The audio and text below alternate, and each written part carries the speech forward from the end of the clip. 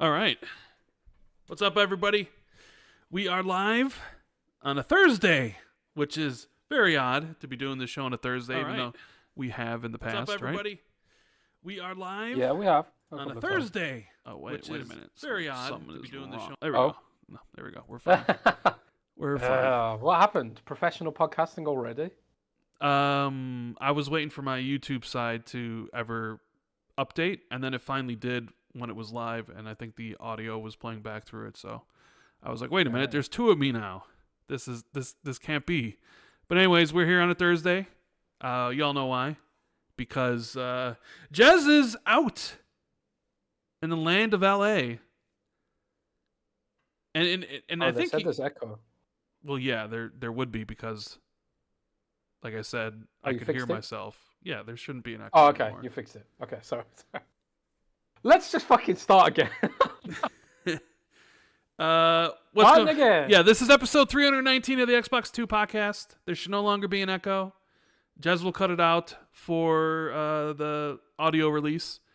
I'm Randall Thor 19, and this is the last episode before the showcase on Sunday. And with me, as always, we have Jez Corden coming at you live from LA itself, where everything's going to be going down. Not only the Xbox show, but the Summer Games Fest.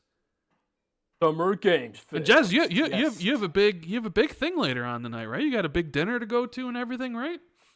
I do, yeah. Some of the Xbox peeps are meeting up. Meeting Cognito, Cole Eastwood, King David, all the cool party peeps rocking out in LA. Gonna hang out, have a few drinks, and then take in the sunny weather, I guess. The weather's improved now. As we get close to the showcase, the weather gets gradually better. So yeah. What is it right now over there? Temperature wise? Yeah, what is it in LA? Well, in my hotel room, it's like 55 Fahrenheit. I've got the air conditioning turned all the way up. But the temperature in LA, it's not bad. It's not bad. So like, there's some kind of heat dome in California, but I think LA's missed most of it. So yeah, it's only 23 Celsius in LA, which I don't know what that is in Fahrenheit. You'll have to convert it, I suppose. But it's not bad. It's not bad. It's quite nice. It's quite pleasant. I like it. It's nice. Well, that's good. You know. But I noticed in California City, it's 40 Celsius. So, 40? Oh boy, I'm 40 Celsius and 45 Celsius, a little bit further east. I'm glad I'm not over there right now. I think that's like 90 Fahrenheit. I think it's like that. 78 degrees, 80 degrees, something like that. Yeah, 78 people in chat say. 78, not bad. But then you go further across, it's 105 Fahrenheit in Sacramento Valley, according to Code 3 in chat. So, yeah, I'm really glad I'm not there right now. But hey, air conditioning, man. I love air conditioning so much. It's so amazing. It's like the greatest invention of humanity. And we don't really have it in Europe. I need to figure this out, man. I need to get air conditioning. Man. Tamala says, "Why is this podcast today and not Friday?" Well, the reason it's today is because we can't do it tomorrow. Jez is on location at LA. He's going to be going to Summer Games Fest, and he's going to be working. So, essentially, there'd be no reason to do... We wouldn't be able to do the show tomorrow. And so, there's no reason to do the show on Saturday either, really, the day before the showcase. So I'll be working then as well. Yeah, so Jez is working all weekend because he's down there. So the only way to do the show was today on Thursday, and we thought we'd do the show and not do the show. So here we are. I apologize if you're upset that we're doing the show a day earlier than normal, if that's ruined something for you, or if you just didn't want to see us. Period. And you're like, oh, a week without Rand and Jez. That'd be great. But no, here we are. No, it's. I mean, it's sometimes an inconvenience if people are expecting it a certain day. But yeah, it's difficult when you're running a two-man show, and then sometimes you kind of just have to move it around, for work commitments and stuff. But yeah, I'll be working Friday. I'll be working Saturday and Sunday and Monday, and then flying back on Tuesday and landing on Wednesday. So things will go back to normal from next week. We'll be back on Friday, and then we've got like, I think we're going to try and gun for 3 Patreon special shows, XB2+1, get some guests in, do a post-mortem of the show, and then also, you know what I'm going to do, Rand? What are you going to do? What are you considering doing, Jez? I'm gonna stream Elden Ring on the Xbox 2 special, on the Xbox Ultimate Show on Patreon. I'm gonna start streaming Elden Ring because I've my good colleague Samuel Tolbert at Windows Central went and played Shadow of the Erd Tree, and he was he was over the moon with it, absolutely over the moon with it. And now I'm just thinking, I need to actually finish the game. Yeah. You can't even start the DLC until you've killed. Oh well, geez, you're not playing it then. What? Well, I'm not that far away from him. I've got like a few bosses to do. Yeah. Not only do you haven't finished Elden Ring, but we're almost half the year's done, and Persona 5's not finished yet either. I knew you were going to talk about. Yeah. Man, when Rand is right, man. Rand is right. You know what I mean? I could be playing Persona on cloud right now. No, didn't Persona left Game Pass, bro? Persona 5 left Game Pass. No, it didn't. Yes, it did. Yeah, but Rand, maybe in around June-ish, July-ish, I'll be able to bring my own games to. Yeah, but I don't think you own Persona 5 though. I do own Persona 5. You do, huh?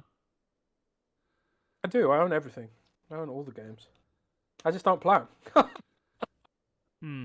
Mighty Mike 84 says, "What game is this that's playing on the stream?" It's Cocoon. Yeah. Cocoon. That's that. It's a puzzle game, is it? Yes. Side scroller. Incredible game. But unlike Jeff, unlike Jeff Keighley, I'm not charging these developers for airtime. Because did you see the Kotaku article about Summer Games Fest and how much the Keister is charging these devs for airtime on Summer Games Fest? No, you didn't. I did not. Come on, give us the numbers. Shall I guess them? Shall I try and guess? Take a guess. I guess he does give away free airtime for some bigger things, but it is yeah. Take a guess at how much. Let's see here. Let me bring it up. Let me get this before we get into everything. Okay.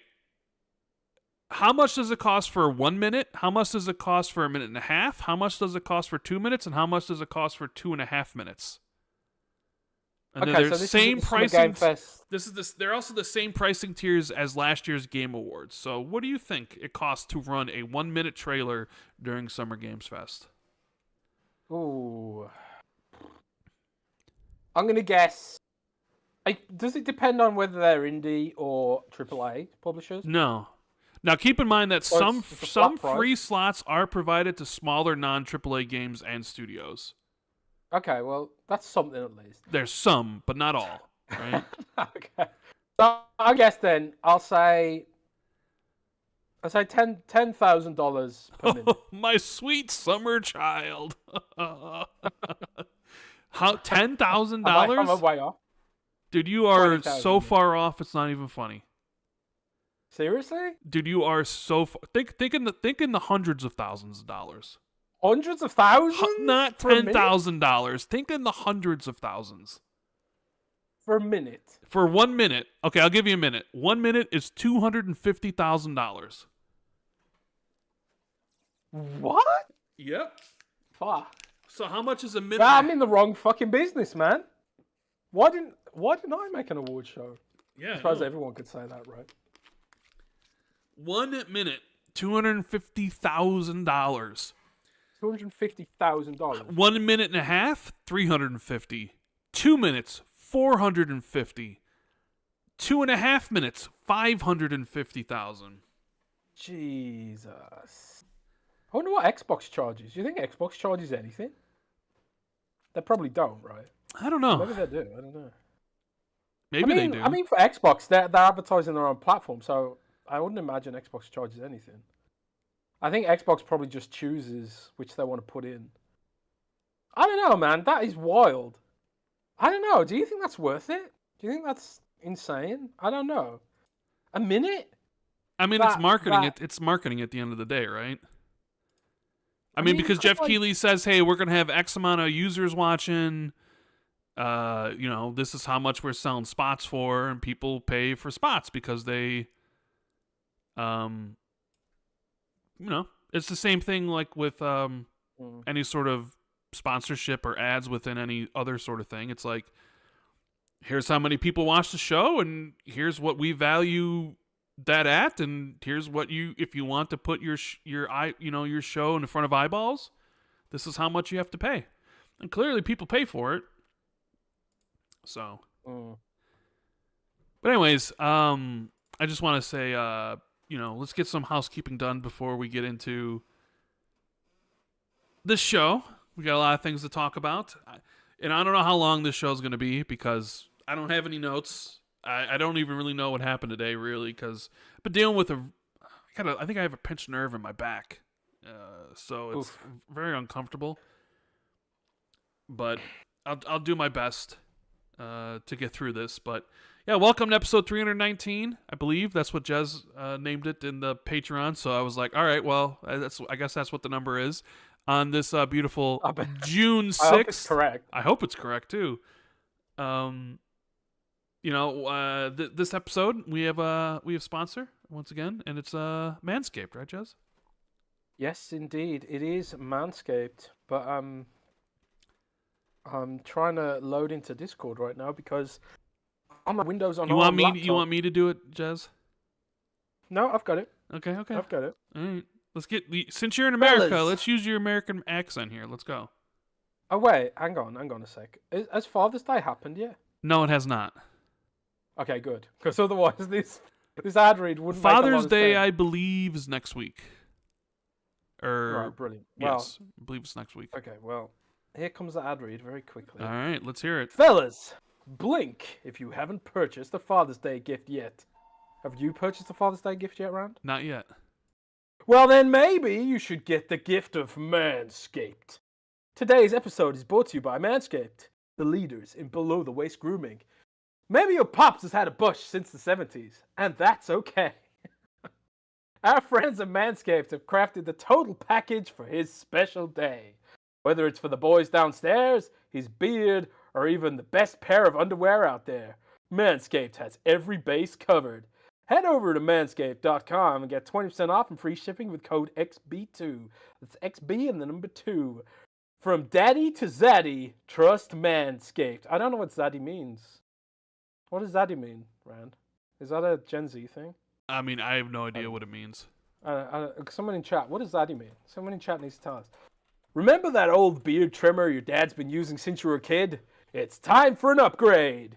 Introducing the face shaver that's a must-have for that smooth finish daddy loves.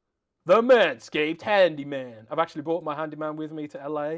It is absolutely amazing. Would you say it's handy to have around? It's pretty handy. And also, around, it takes me from daddy to zaddy. Whatever that means. Powerful and compact, this face shaver isn't just for home use. It's perfect for quick touch-ups on the go with precision blades, ensuring a clean shave every time, making it an essential tool for any dad's grooming routine. If your dad prefers rocking a scruffier beard, then the Beard Hedger Pro Kit is the ultimate beard maintenance kit for him. There's also tons of other products, including cologne, razors, boxers, and much more. All sorts of things for the perfect gift package for this Father's Day. Get 20% off and free shipping with code XB2 at manscaped.com. That's 20% off free shipping at manscaped.com with code XB and the number 2. Never forget where you came from, if you know what I mean. Happy Father's Day from Manscaped. But yes, man, Manscaped on again supporting us.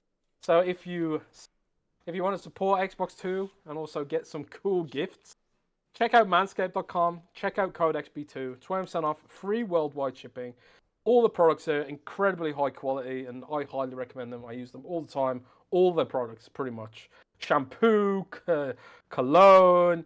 The conditioner is really good as well. Like, they've got a shampoo and conditioner combo. It's not cheap, but it's like probably the best I've ever used.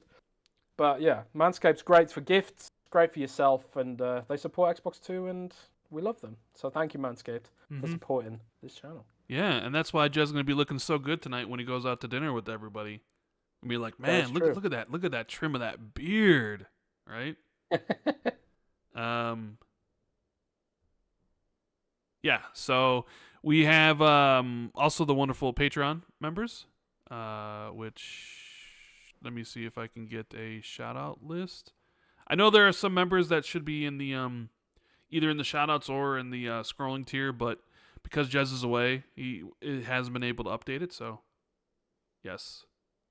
That'll change obviously when Jez comes back, but we'll get the full list in next week. Yeah, we have Straight Allure, Xbox Dave, Jay Peltier, Thurgus, Christian the Password, Holy Dark Death, Steve Stompy, James Wiseau, Trixar for Trey, Battered Haddock, Armor Dude 52C, Ryan Kipple, Foreign Object, Mythic Marty, Moronic Donkey 99, Randall Thor 19, Silas, Eric Gregory, James Moore, Fantasticals, Katriox, Bright Tundra 1, Trent Super is everyone's Fallout Daddy, Justin Duell, Frank Mariano, PB Broking, Asa T and Madison, Governor Grimm, DZ Huffin, Achievement, The Scarecrow 121, Darren Trophy, Prof JJJ, Ghostface Killer, and Wolfgang KPZ. Thank you guys so much for supporting us on Patreon, patreon.com/XB2. So, yeah. Crazy Donut has a question in chat. I thought it was funny. What's your favorite food so far in LA, Jez? What have you had to eat? And you've been there for a little bit already. Way ahead of everybody else. I went to actually, a friend took me to Central Market, and I had Michelin-starred tacos. They were absolutely fantastic. I can't remember the name of the place, but I think it's quite famous. It's been in a Netflix show, I think. Really, really good. But that's about it. Otherwise, I've just been in the hotel working and eating hotel food. But yeah, it's America does food really well. Really, really well. I will say that. Oh, I went to Chili's for the first time. Chili's was quite good.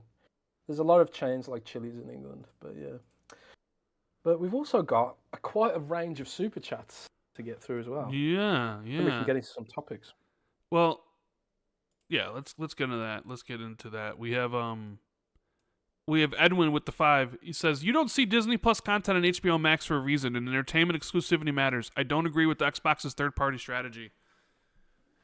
Yeah, I mean, I'm assuming this has to do with Tom Warren's reporting, which we'll talk about later in the show. The thing is, what you said there isn't always 100% true. Like, yes, Disney Plus content isn't on HBO Max for a reason. However, you will see HBO Max content and there are other content from other streaming outlets that are on Netflix now. Like, Netflix has started to get other streamers previously exclusive content. Maybe not Disney Plus's, but definitely HBO Max's. But Xbox's third-party strategy. A lot of people don't agree with it. I mean, I think we've all of us have expressed our opinions on this show multiple times in multiple weeks, multiple months. Not only here on the show, but I'm sure Jez has written articles talking about the short-sightedness of said approach. So, yeah, you won't really see me being like, this is the smartest thing they've ever done, because I don't think it is. And honestly, sometimes I wonder if Microsoft even knows what they're doing half the time anyways. Yeah, we'll talk about that in more depth. Yeah. Because obviously Tom Warren released a report today, and then yes, I added some bits to it. Just we'll get into that. The timing of it, you gotta love it. A couple days before the showcase, everyone's getting hyped. Here comes the cold water, courtesy of Tom Warren. Like, oh, you thought you were gonna get excited for this? We got some games coming to PlayStation from Xbox. Doesn't that make you mad? Doesn't it make you want to click this? Doesn't this make you want to subscribe to my newsletter that's hidden behind a paywall? Don't you want to know what the games are? Sneaky Tom Warren, I see you. I see you, Tom. I know what you're doing. We have I need to do a paywall article as well. Big Afro Man with the 2. Y'all see Paris Cook Dreamcast guy laughing my ass off? Oh, man. The Paris Dreamcast guy fight has definitely been one for the ages. I even got involved a little bit. I did. I saw you drop a little ratio on Dreamcast. Yeah. Look, I've been on podcasts with Dreamcast guy. He's been a nice guy towards me. So, I don't really have anything negative about him personally to say. He's always been cool with me. I know a lot of people have a issue with his content when it comes to Xbox. That he's always negative. Yeah. He's a grifter. He's essentially, playing a character that, doesn't like Xbox to chase after the drama clicks. Well, yeah, there does seem to be, and this is true, that there are a lot of people out there that do love to click on bad Xbox news, and whether that's in the form of videos or articles, it's absolutely true. Negativity sells. At least it sells really well with Xbox. And Dreamcast guy loves to take any sort of Xbox announcements and, change it to the negativities, the more of the negative side, right? And I think with this one recently, he said he was gonna try to keep an open mind with the showcase. Which, hey, that's great. That's all you really ask anybody to do is keep an open mind about things you would see, and then judge it based on what was there, right? And then he immediately tweeted out that it was going to be a 4 out of 10. So I made a tweet to him being like, well, I rate this tweet a grifting out of 10. But like you, I don't know, because I'm trying to keep an open mind, trying to point out the hypocrisy of saying you're going to have an open mind, and then you immediately say it's going to be a 4 out of 10. It's like, come on, bro. I can see what you're doing. Like, we're not dumb here. And then, Paris had gotten involved earlier in the day, basically said that he had called out Dreamcast guy at an event. And because I guess he used a video of Paris, he had Paris.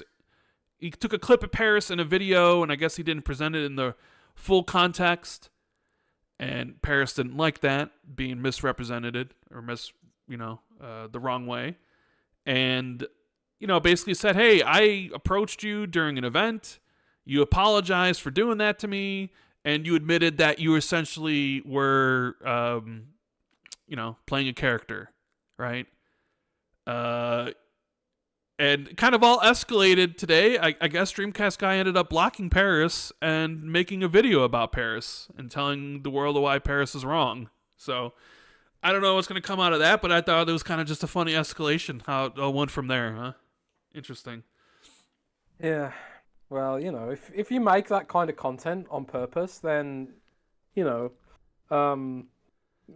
should expect blowback. I blocked Dreamcast guy because I asked him not to produce an article based on what basically someone misreported something I said. And he made a video based on the misreported version of what I said instead of what I actually said.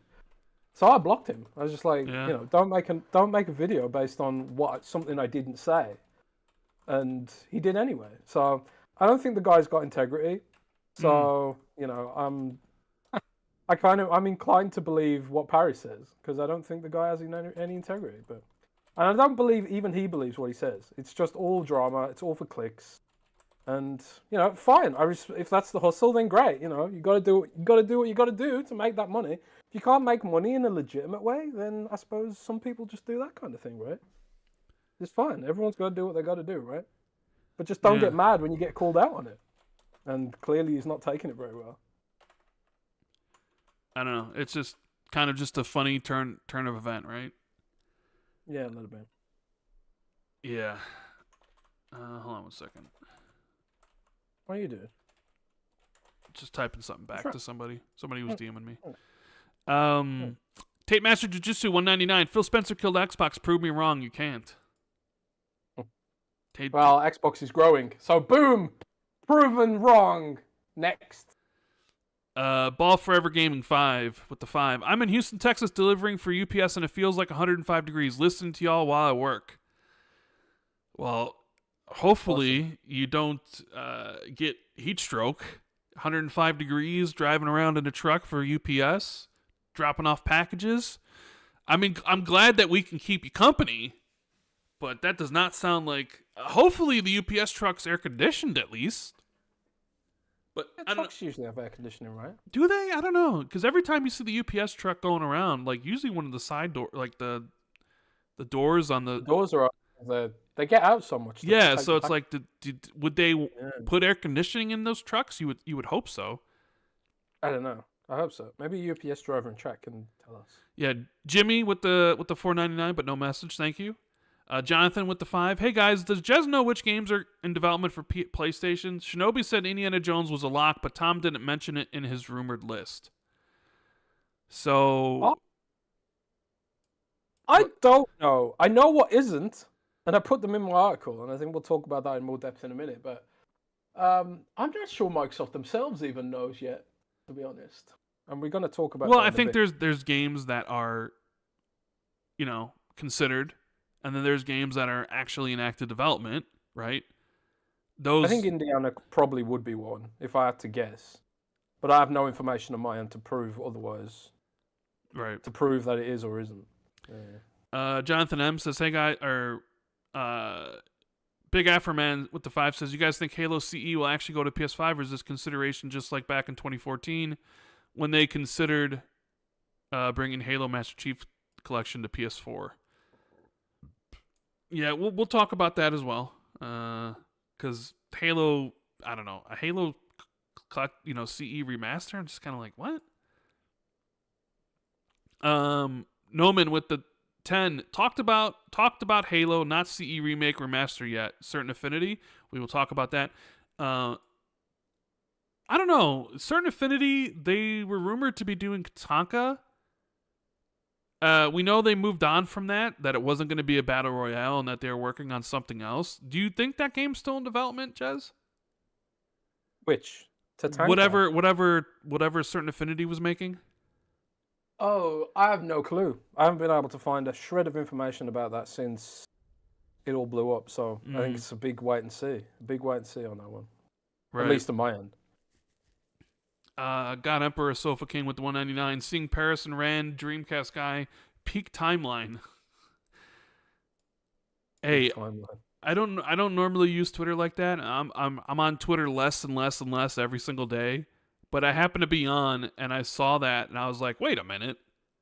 Like this is that's like the peak definition of hypocrisy. I'm gonna say something. Banana Peel Jack with the 5. Rand is clowning Jez for Persona 5 yet again, but still has not started Cyberpunk 2077. Jez wins by default, Rand. This is bullshit. He's right. This is bullshit. He's right. No, he's right. No. It's not bullshit. He's 100% wrong. No, he's not. He's right. He's completely right. No, he's not. You said last year you were going to play Cyberpunk, and you still haven't. Ergo, yeah, you haven't got a leg to stand on, broski. 100% wrong. Banana Peel. 100% wrong. Jez said he was going to finish Cyberpunk or Persona, and I gave him all of last year to finish, and he didn't. And then all of this year, and half of this year has gone by. I haven't started Cyberpunk yet. So how is that the same thing? All I said at some point was I will play Cyberpunk. And that could be at any point between now and some end time in the future. I never gave like a definitive date. Jez never put down a bet for me to finish. The reason why we talk about this is because Jez bet me that he was going to do it. I never bet anything about Cyberpunk with Jez. So no. Nope.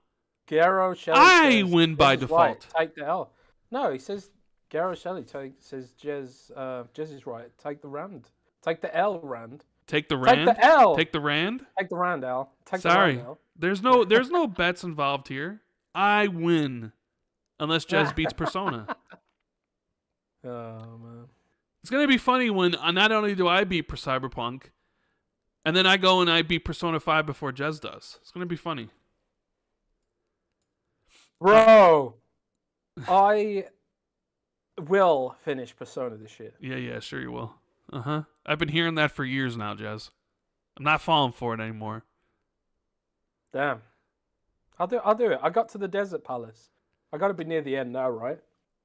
I don't know. Guys, tell me, is the Desert Palace near the end in Persona 5? I've been playing 50 hours. I've got to be near the end now, right? Please. Maybe. Tell me I'm near the end. Maxi says Xbox should have been Netflix and choked PlayStation until they went third party. You mean like taking everything away, like Doom and Fallout and everything like that? Or taking Call of Duty away?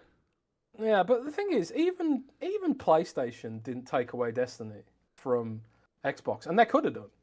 Destiny could have done. Yeah, I mean, they could have taken Destiny away, but clearly someone out there, like I don't know if it was Bungie or whatever, but Bungie was just like, look, part of the acquisition, you have to let us keep going multi-platform, or maybe PlayStation was just like, the business is making so much money on Xbox already. I mean, the Final Shape is like one of the most played games on Xbox right now. How much money would Sony be leaving on the table if they weren't on Xbox right now with Destiny? Because all those Xbox service game players, they would probably be playing Diablo or Fallout 76 or one of Xbox's service games. I think with service games, you kind of have to be where people are, right?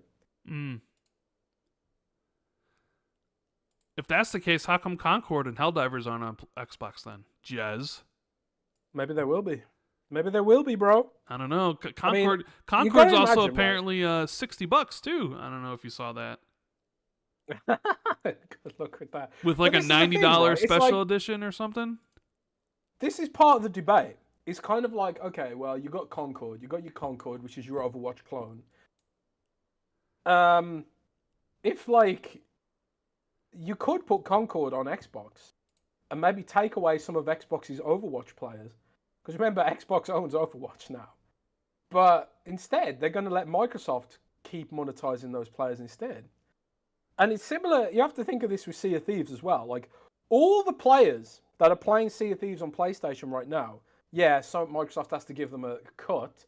But how many of those players that are playing Sea of Thieves on PlayStation right now are not playing Helldivers 2? They're not playing one of the others. They're not playing Destiny. They're playing Sea of Thieves. So, like, if Sony had Helldivers 2 on Xbox, they could take away some of Xbox's service game players to their game. You know, the industry's changing, dude. And I think Sony's going to be watching what Sea of Thieves does on PlayStation because it's been very, very successful on PlayStation so far. Very, very successful. And that's 70%. 70% of that revenue is going to Xbox instead of one of Sony's service games. They have to be paying attention to that.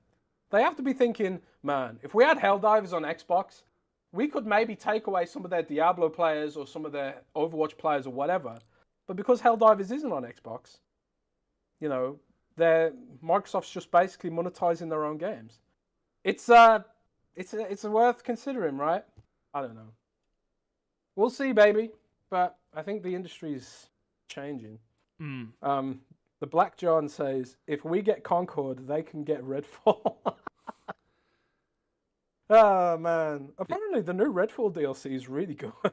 Yeah, I doubt that very much. That's what people say. The three people who play it. Yeah. I don't know. How come Redfall port wasn't mentioned in Tom Warren's thing? You know, like, hey, we're considering porting Redfall. Every Xbox fan would be like, good, get that game out of here, give it to PlayStation. But no, we get the Premier games on Xbox. Our exclusives are Redfall and Crackdown. Oh man. AXN Arcade. The changing, man. With the 5, thank you. Aquinox says, every 7 billion in the world knows that Rand is an insider. Do you have any news of the ZeniMax MMORPG? Thank you for your great podcast. Yeah, you are an insider. No, I'm not. And I do not know anything about their new MMO at all. And I don't know. Nobody's really even mentioned it or talked about it. I'm sure there are some people that know what it is, but they haven't said anything publicly. So no idea. Jeff Grubb knows. Jeff Grubb. So? I think Grubb knows, and he's being coy about it. But I think Grubb doesn't want to spoil the show or anything like that. And Grubb, didn't Grubb say he heard the show's like 2 hours long, over 30 games, something like that? Dragon Age remake or something? A Dragon Age 1 remake, but not Dreadwolf? Jess, how do you feel about that? Do you think that's true? A Dragon Age remake? Or remaster? I mean, Grubb said it, right? Or did he tease it? I think so. I don't know. I don't know if he said that. No, I think he's been misinterpreted here. Because he said what he said was Dragon Age Dreadwolf won't be at the Xbox show, but Dragon Age something will be there. So everyone was like, "Oh my god, he means Dragon Age remake." But actually, what he was trying to tease was the fact that it was going to be renamed. So, is that what we know about? What? So Dragon Age Dreadwolf is no longer going to be the name? No. Oh yeah, you weren't here. You've missed it. Yeah, this was revealed this morning. Oh, okay. So Dragon Age has been renamed to Dragon Age: The Veil Guard. The what? The Veil Guard. Okay, yeah. I kind of like Dragon Age Dreadwolf better, to be honest with you. The reason I felt that way first initially as well, but then I did a bit of thinking because Dragon Age Inquisition, it's called Inquisition because you play as the Inquisition, and in Dragon Age Veilguard, you will play as the Veilguard. It should probably just be called Dragon Age Veilguard, really, if they want to follow the tradition of what they've established with Inquisition. Because in every Dragon Age game, you play as like a faction. In the original game, you play as the Grey Wardens. In the second game, well, you play as Hawk. So I don't know if he's not really a faction. Was he a faction? I can't remember. I can barely remember Dragon Age 2. But Dragon Age Inquisition, you play as Inquisition. So in the Veilguard, you play as a Veilguard, whose job it is to repair the Veil. You know, if you're familiar with Dragon Age lore, the Veil being sort of like this crazy spirit world. And if you played Dragon Age Inquisition, you'll know that the Veil is all messed up, thanks to your boy Solus. So, but the reason they've said this is because the game isn't entirely about Solus, who is the Dreadwolf. It's actually more about the Veilguard. So I think they should have just called it Dragon Age Veilguard, not Dragon Age the Veilguard, because that doesn't roll off the tongue very well. But what's in the name, eh? As long as the game's good, and in the press release they talked about how it's still going to have a tactical pause, which I was worried it wouldn't have tactical pause, and it would be more like a Souls-like kind of hack and slashy kind of game. But apparently it is still going to lean into Dragon Age's roots, even if the combat does feel modernized or whatever. So yeah, I'm pretty excited, man. I'm pretty excited for Dragon Age: The Veilguard, even though it's an clunky kind of title. Mm-hmm. They should have just called it Dragon Age Veilguard, man. I like Dreadwolf, but I mean, wasn't really excited either way. But I like Dreadwolf better than Veilguard. Dreadwolf is a better name, but I think Veilguard makes more sense. We got Ball Forever Gaming with the 5. No air conditioning, but $45 an hour and overtime after 8 hours in the day makes up for it. Most of us make $500 to $700 a day with overtime. Oh man, I'm in the wrong profession. I should be driving trucks for UPS. Well, dude, you could make overtime if you made some videos. Oh, why you gotta do that, bro? Do some overtime and make some videos. Bro, just driving a truck around? Yeah, that'd be fun. Driving a truck's hard, man, because not only that, you have to lug packages and stuff. My stepdad's a parcel delivery guy, and he does like 40,000 steps a day. That's a lot. Yeah, I couldn't do it. I would die, I think. So, but yeah, it's not easy. But I tell you what is easy, bro. You could throw out some grifting YouTube videos. You can make a video where you're saying the Xbox Showcase is going to be a 4 out of 10, and then do a thumbnail with you like crying and stuff. I could. Sort of screaming into the camera. Mm-hmm. Then you make some money, bro. We got AXN Arcade with the 2. If a new Killer Instinct gets revealed, I'll lose my shit. He's obviously looking forward to a new Killer Instinct. I've had some fun nostalgic moments in the showcase. I don't know if Killer Instinct specifically is there, but I want to believe, man. You want to believe? If you brought Iron Galaxy back into the fold, you've not hired them just to do updates for Killer Instinct 1. You've hired them to make Killer Instinct 2, I feel. So yeah, I'm bullish. I'm bullish on Killer Instinct 2. I'm bullish. Rand. Bullish.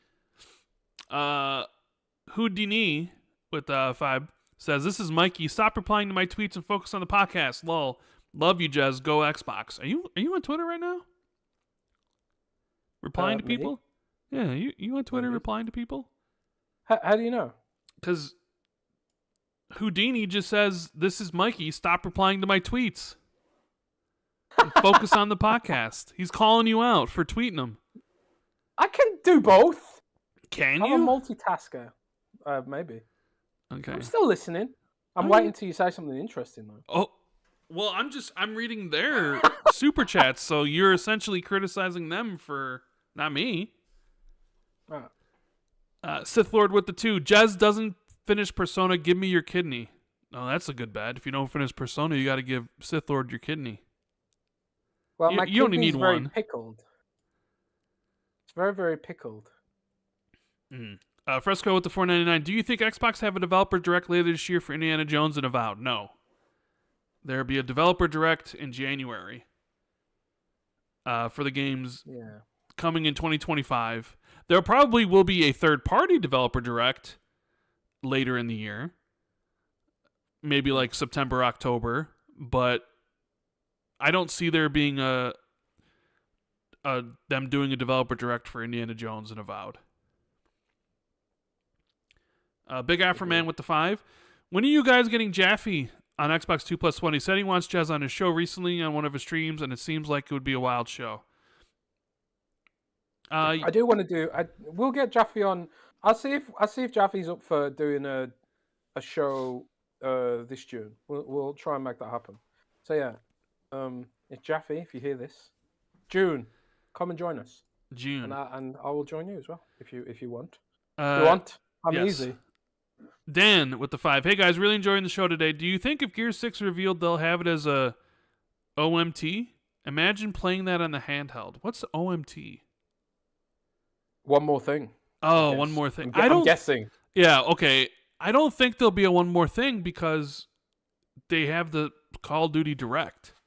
If anything, Gear 6 will just be the last game before Phil comes out. Because I don't know, it's kind of hard to do where it's like Phil comes out and says something, then he's like, and one more thing, and it's Gear 6. And then what? Phil comes back on and is like, actually, one more thing, here's Call of Duty. It just doesn't work.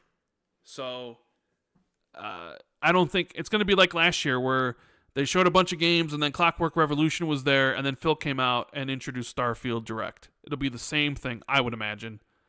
Phil will go over everything that just happened at the show, like we all forgot the last hour and a half. And then he'll be like, here you go, Call of Duty, Black Ops 6, the worldwide reveal coming day 1 to Game Pass. Enjoy. And then there'll be like a countdown and it'll be Call of Duty time. So, no, I don't think there's a one more thing in this one. Elias with the 5. Awesome podcast, guys. How do you feel about State of Decay 3 being at the showcase? I feel really good. That's going to be there. I'm sure Jez since Jez loves State of Decay 3, how are you? Would you say, give me a percentage of your feelings about State of Decay 3 being at the show, percentage-wise? I mean, 0% being that it's not there, 50-50 being obviously like could be, might not be, and 100% being it's absolutely 100% being there. I would say 95%. 95%. Okay. Yeah. Unless like I don't know, something terrible happens at the last minute where they're just like, oh shit, this footage is incorrect. We need to pull it or something. But nah, I'm pretty sure State of Decay is there. And just looking at development timelines and stuff, you know. But what I'm excited for is what I've heard about State of Decay. I've heard that the coalition's been helping them up level their graphics and animations and the use of the Unreal Engine. I've heard there's a deeper emphasis on character development. So like you'll feel even more attached to your community than even before and stuff like that.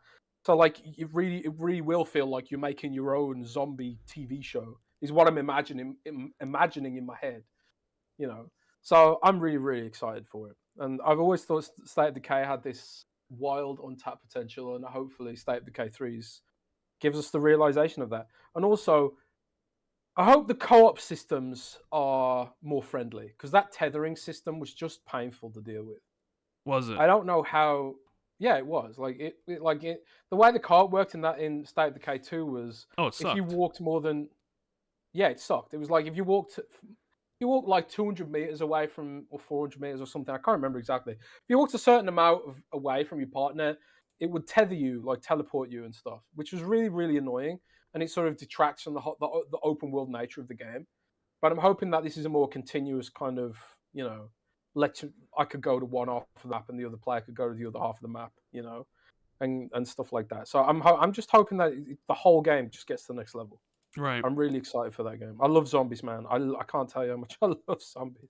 I'm really excited to see what the Black Ops 6 zombies looks like as well. Yeah, maybe we'll get a look at that. RDX Suneffet with $6.99. There's leaks say Halo CE is getting a remake.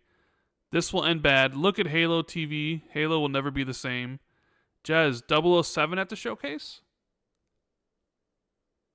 I honestly don't know. I haven't. That's the first time someone's asked me about.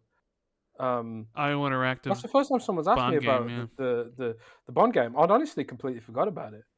But maybe that's one of the third-party games or something. Obviously, we know that Microsoft's working with IO Interactive at least in some capacity, and also, or we think they are at least. And also, Microsoft has this kind of weird legacy with James Bond since they own Rare, which own GoldenEye, but also kind of don't because they don't own GoldenEye.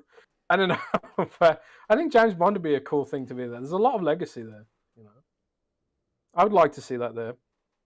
I haven't watched any of the. You know what though? This isn't my shame. I haven't watched any of the recent Daniel Craig James Bond movies. Not a single one. Okay. They're all good. They're all very.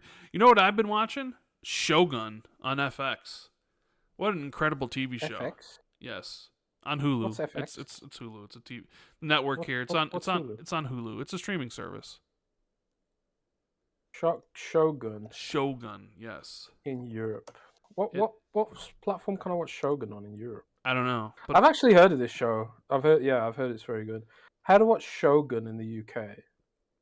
I bet it's on Sky Atlantic, which no one has. Maybe it's on Disney Plus in the UK. Because aren't like Hulu and Disney Plus isn't like Hulu? Oh yeah, it's on Disney Plus. It's on Disney Plus. Yeah, there you go. Here. So, hang on a sec. Does Disney own Hulu? I know they did own like a large percentage of it. I think they might own all of it now. I'm not sure. Huh. Interesting. Yeah, I've been watching a different show at the moment called Delicious in Dungeon. Is this different than Naked and Afraid? It is different to Naked and Afraid. I've been watching that too. Naked and Afraid is very good. But I've been watching Delicious in Dungeon, which is an anime on Netflix about some adventurers cooking monsters and eating them. It's like an adventure show, but also a cooking show. It's excellent. Interesting. Never heard of that before. You should watch it. It's really funny. It's light-hearted and just great. And it's lots of great-looking anime monster food. A Houdini with the 5. It's pronounced Houdini, or just call me Mikey. If you're gonna multitask, fix my access to vanilla. There you go, Jez. I guess fix his access to vanilla. Oh, okay. So that's Mike from Windows Central trolling me there. Yeah. Derek's with the 5. Kicked off the system. If I see either of you this weekend, I'm shaking hands. I'll fight you if you fight me. Lol. Looking forward to the fun at SGF IGN Live and the Xbox Game Showcase. Well, you won't see me there because I'm at home, but you might see Jez because Jez will be there. Yep, look for the fat guy. Look for the fat guy. T-shirt. And the Magic Hodo 421 with the 2. Paris really murdered somebody today on Twitter. Yeah, Paris was basically giving no fucks, taking them down. Taking names. Yeah. But anyways, you know what, Jez? Shit. I gotta go do something. And then I hear there's somebody's what? Yeah, I got a text message. One of my sisters is coming over to talk to me about something, which is important. So I will be back in like 5 minutes. Jeez. So just throw me under a bus like that. I mean, entertain the people for 5 minutes. I'll be right back. Guys, ask me some questions while Rand abandons me. to the wolves. Blakey New Zealand, Blakey and NZ. I presume that's New Zealand. Look for the fat guy in America. I will say it is nice not being the odd one out. I really like it in America because I feel like I fit in.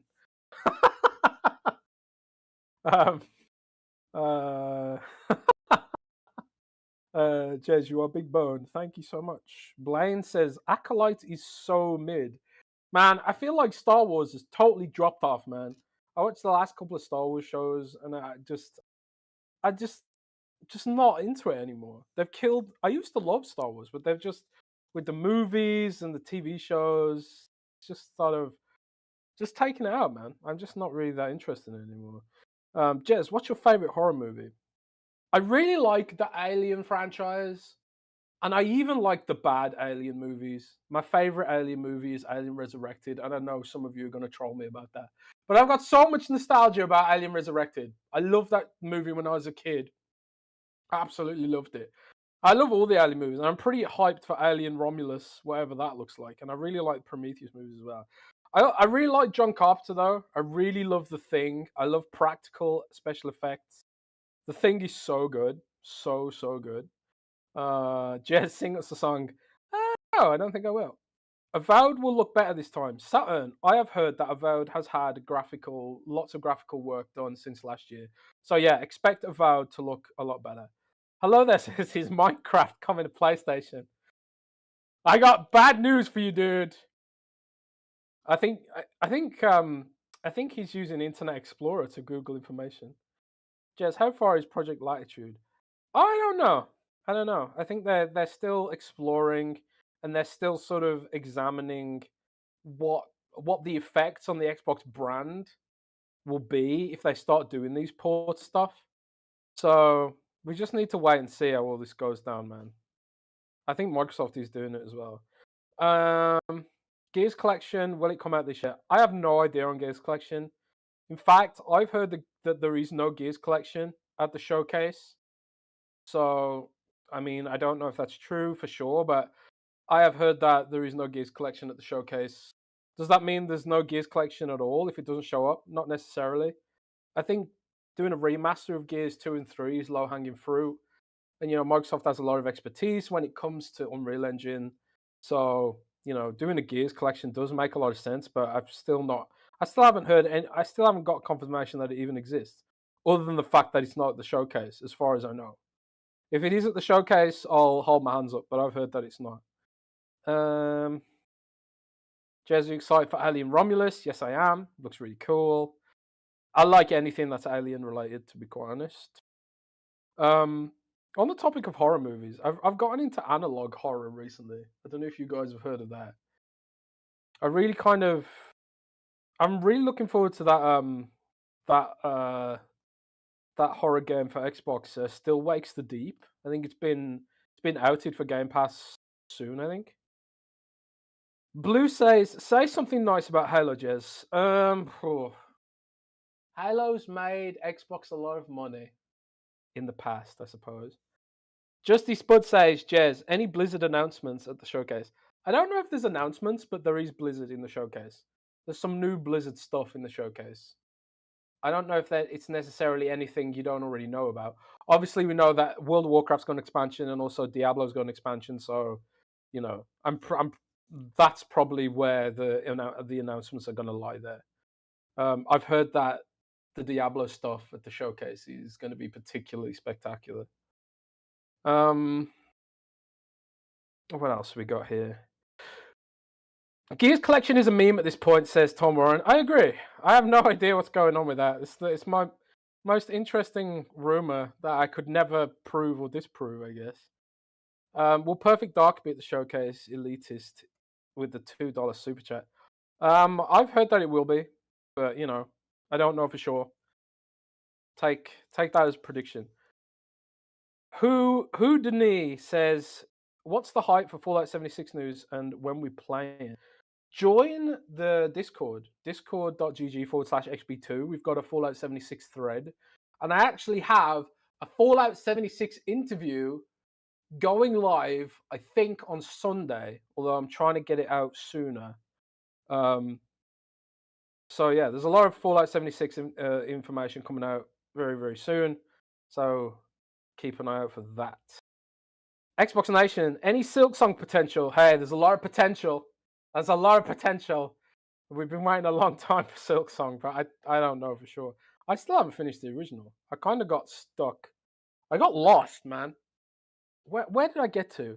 I just killed the praying mantis. I slaughtered a whole village of praying mantis people. And then I got this ability to, I don't know, like this charge blade ability or something. I don't know where to go now. I'm just completely lost. Completely lost. But I also don't want to use a guide because I'm really stubborn. So I'm just trying to find somewhere where I haven't gone yet and try and figure it out, like, old school Metroid kind of way. Alvaro Ruiz says, when is WoW coming to console? Well, I mean, you can play WoW on console right now if you use NVIDIA GeForce Now. It works, apparently. But I don't know if they'll do a native port. Maybe they will. I think they should. But I think they should also stipulate that it has to use mouse and keyboard. Because World of Warcraft with controller just ain't going to work, man. It's just not going to work. Kyle Coe says, Jez, will Xbox Portable contain a touchscreen and Windows subsystem for Android? Kyle, I've got bad news for you, buddy. The Windows subsystem for Android has been cancelled, and it's actually going to be removed from Windows, I think. If Tom Warren's still in the chat, maybe you can corroborate that for me. But yeah, I think Android subsystem for Windows is dead, if I remember right. If they are making an Xbox handheld, it's going to be Xbox. It's going to be the Xbox operating system, and it's going to be all of your Xbox games, or at least a bunch of them. Personally, that's what I believe. I don't know for sure, but it could also be full-blown Windows and be more like Asus ROG Ally. But I think they're going to want to keep. They're going to want it to be an Xbox because they've got the licenses for Xbox versions of games, and if they can work within the structure of their existing license platform and say, look, this is an Xbox, then they've already got thousands of games available. But if it's full Windows, Microsoft doesn't have the licenses to sell Xbox games on Windows. They don't have those licenses. They can solve that, maybe. Maybe they do they go around every publisher and do a deal to get Xbox games onto Windows. But I don't. That'd be a huge undertaking. I would be shocked if that happens. Will it be a huge undertaking, Jack? Will it be huge? I think it will be. Yeah, I think it would be a huge undertaking. But it's not impossible. But it'd be really impressive if they did do that. Okay. Well, I'm back. Sorry for the disruption. Although I see RDX Sonafet saying in the super chat, we only need Jez anyways. I'm sure that's how most people feel. That it's really just Jez's podcast. I mean, that's how it's referred to a lot in like reports and, hey, did you listen to Jez's show? Which is fine. I don't need any recognition. Poor Rand. That's fine. It's fine. I don't need any recognition. Where did you go? Told you I had to talk to my sister about something. Anyways, so did you have a nice chat? I did, yeah. We had a nice chat with the people. Said some, dropped a few leaks that I can't tell you about. What? But the chat knows now. Okay, the chat knows, but man. I don't know. Yeah, sorry, dude. Did you get all these super chats here? The ones that I got some of them. Okay, like what's the hype for the Final Fantasy Fallout 76 news, and when are we playing? I got that one. Okay. Will Perfect Dark be at the showcase from Elitist Edits? I got that one. I said that I believe it probably will be, but we'll see. Yeah, that's another one of those 95%ers that Jez would say, right? Yeah, 95%, yeah. 95%er. Meat Puppet Jez is Warcraft coming to Xbox? That's a question we get consistently. I actually don't know. I believe at some point it will, down the road. Gears 6 closes, Gears Collection Shadow Drop, Rodrigo. Jeff with the 20. Appreciate the content, excited for the showcase. Hopefully it doesn't get completely spoiled like State of Play. Yeah, did you see that reporting by, I want to say it was Tom Henderson, wrote an article about this, but basically said that YouTube employees are selling the info to people. Yeah, I mean, which wasn't this basically an open secret? It kind of was, that basically the game's up for, premiere, and that people at YouTube would watch it with administrative access, and then leak it to certain people, and then those people would leak it. But I guess they sold recently. I guess they sold the State of Play stuff at the show for 3 digits, so like a couple $100. Yeah. We've actually got. It's like. It's actually illegal to do that.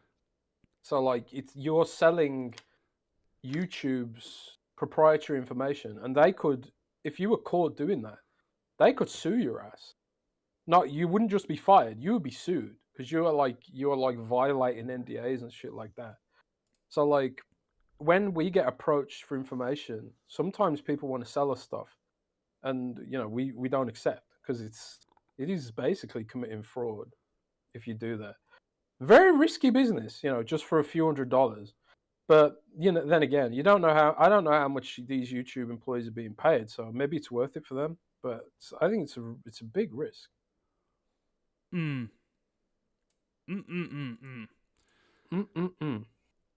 don't know. I'm just wondering when Microsoft uploads the Premiere, uploads the showcase to YouTube, suddenly you start seeing leaks. Suddenly people start having lists. I think YouTube definitely needs to improve that stuff. And to be honest, it has been an open secret for at least a couple of years that this is how a lot of leaks happen. It's through YouTube's systems. But Rand, I'm gonna disappear on you now for a second as well because I've got to take a phone call real quick. Okay, all right. So now you're gonna be alone for 5 minutes. All right, sounds good. I saw with the $4.99. It's okay, Rand. We know you're playing Scalebound on the next Xbox prototype. Yes,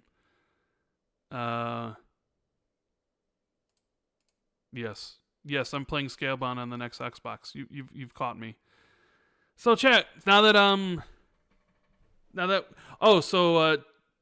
says they've already uploaded the video. They have, huh? So people are saying in chat that the premiere's already up. Did that happen today?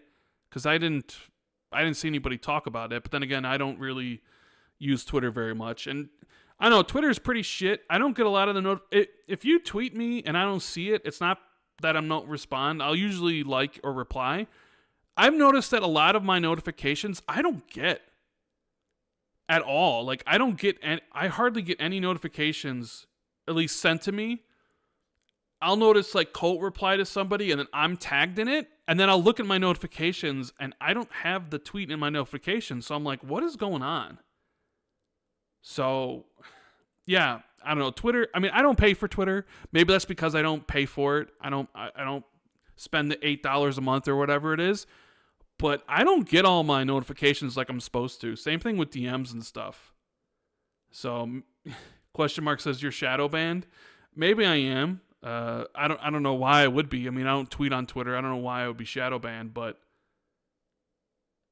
it's just something I noticed that I'll see someone, like one of my friends, reply to a tweet, and then I'll be like, well, wait a minute, I was tagged in that, so why didn't it show up for me? But just to let people know that I'm not like ignoring anybody on Twitter. I'll usually look at my notifications like once a day. So I just don't get my notifications from Twitter. So yeah, so what does everyone want to talk about? Want to talk about books? No, we want to talk about books. We'll talk about, what time is it? We were doing the show for about an hour. Yeah, I guess let's talk about some of the rumors surrounding the showcase. Obviously, Tom Moore and stuff we'll talk about when Jez gets here. But let's talk about this rumor of a shadow drop as well as with the tease of the handheld. Now, if you've been paying attention, I think Jez and I both sort of agreed that maybe they teased the handheld last week. Although, it would be interesting if they did, because I don't think the handheld is supposed to... I don't think it's like releasing anytime soon. I mean, maybe it could be releasing this year or next year, but in my mind, the handheld was always part of their next-gen offerings of a console plus a handheld plus whatever else they're doing, right? So when thinking about a tease of the handheld, it's like, what really would that look like? One, would you actually want to do it? And two, what does that even look like, right? Because if you come out there and, do you show an internal render? Tomless says, Randy, are you reading Court of Thorn and Roses? No, I'm not reading Court of Thorn and Roses. I just finished up a fun mystery crime novel called Everyone in My Family Has Killed Somebody, which I think I read in 2 days. It was a very, very fun read. Detective novel with a murder. I thought it was. I really haven't read a lot of those, so I try to keep my interest in books kind of like I'll read a fantasy book and then I'll read a sci-fi book and then maybe I'll read a thriller. I kind of jump genres. And that one was like a crime mystery drama, and I really enjoyed it. I thought it was a lot of fun. I read it in like 2 days. But no, I'm not reading that. Do I read books or ebooks? Says question mark. I read real books. Not to say that ebooks aren't real books, because they are. I just prefer the physical book. I've tried ebooks. I just can't get into them, man. I feel like I'm reading an email and then I get disinterested. So there's just something about having the book in your hands, the weight of it, the feel of it, the smell of it, that really adds to the immersion of being somewhere else or imagining these things happening. So for me, it's real books, not ebooks, and not audiobooks. I've tried audiobooks as well, but I just cannot pay attention to audiobooks. My mind always ends up wandering. And I have to like replay segments, and I just kind of realized that audiobooks weren't for me. Even though those are really cool when you get like a really cool like celebrity to read it or really good voice actor to do it. I just can't pay attention. So that's why I got real books. But let's talk about this handheld. So I don't know. I sort of feel like what does a tease even look like, right? Are you going to come out and actually say that you're working on one? Are you going to show what it is? And people will expect it at that point, which I guess is good that you would be committing to it. But I don't know. I don't know what that really looks like, and I don't really even know what a tease would really be. In that regard, I'm sure it would be cool for the Xbox fans in the audience that want to take their games and play their games anywhere, that don't want to play it on their phone or something, right? Blue says, do you like the Ready Player One book? I did read Ready Player One, and I really did like it. I have Ready Player Two, but I have not read it. But I did read Ready Player One after I saw the movie. So a lot of it was similar, but a lot of it was different. So that sort of impacted some of my enjoyment of it, I guess. People want a book podcast? Is that really what you guys want? Seems like it. Scarecrow, member for 51 months. Jeez, thank you. Well, tune in for Rand having a paper book stand. Turned 40 today and listening to the boys. Have a good one and enjoy the showcase. Well, happy birthday, Scarecrow. 40 years old. You're catching up to me. I'm 42. I am 42. So there's the handheld thing. I do think there's one in development. I think we'll see one. I think it's just part of their next-gen offerings. I wouldn't be surprised if they do tease it. I just really don't know. In my mind, I'm trying to imagine like what that would be like on stage. Like, hey, because I sort of think Xbox, with all the negativity surrounding Xbox, a lot of people are very much, are they even going to do more hardware? And I think it's too early to announce a new console if you're 2 years away, because you don't want people to buy your current hardware, although Microsoft really is having an issue selling their current hardware. So I don't know how you fix that. But I guess maybe teasing it handheld wouldn't really have an effect, because it's not like there's it would be taking a sale away from something else. Oh, I guess it could be like, well, I won't buy the ROG Ally X in the future, right? But I'm not that interested in a handheld, but I know a lot of other people are. And I could see why Xbox would be would want to get it out there that no, we're working on one. So I could definitely see it happening. As for the Shadow Drop, because these rumors come from Ecstasis. I probably said the guy's name wrong. He's an Xbox YouTuber from Brazil, I believe. And I think he dropped this sort of stuff. He's also, all of his information got picked up everywhere by Kind of Funny to IGN, and everybody's giving their opinions about this. So, like, the handheld tease, I kind of do agree with, because I think me and Jez had talked about it the week before. The Shadow Drop, though, is interesting, because normally when you think of a Shadow Drop, you think of a game that hasn't been announced. That's what a true Shadow Drop is. A game that hasn't been announced, like Hi-Fi Rush. Out of nowhere, by the way, you can play it now. And I believe in his reporting, he said that this is a game that everyone expects to be at the show. It was from Spain. Okay, I thought it was Brazil. So what game does everybody expect to be at the show that could Shadow Drop? There's only really a couple options there. Really. One being, if you keep in mind of what I think a Shadow Drop is, something that hasn't been announced yet, you have Gears Collection. Hasn't been announced yet.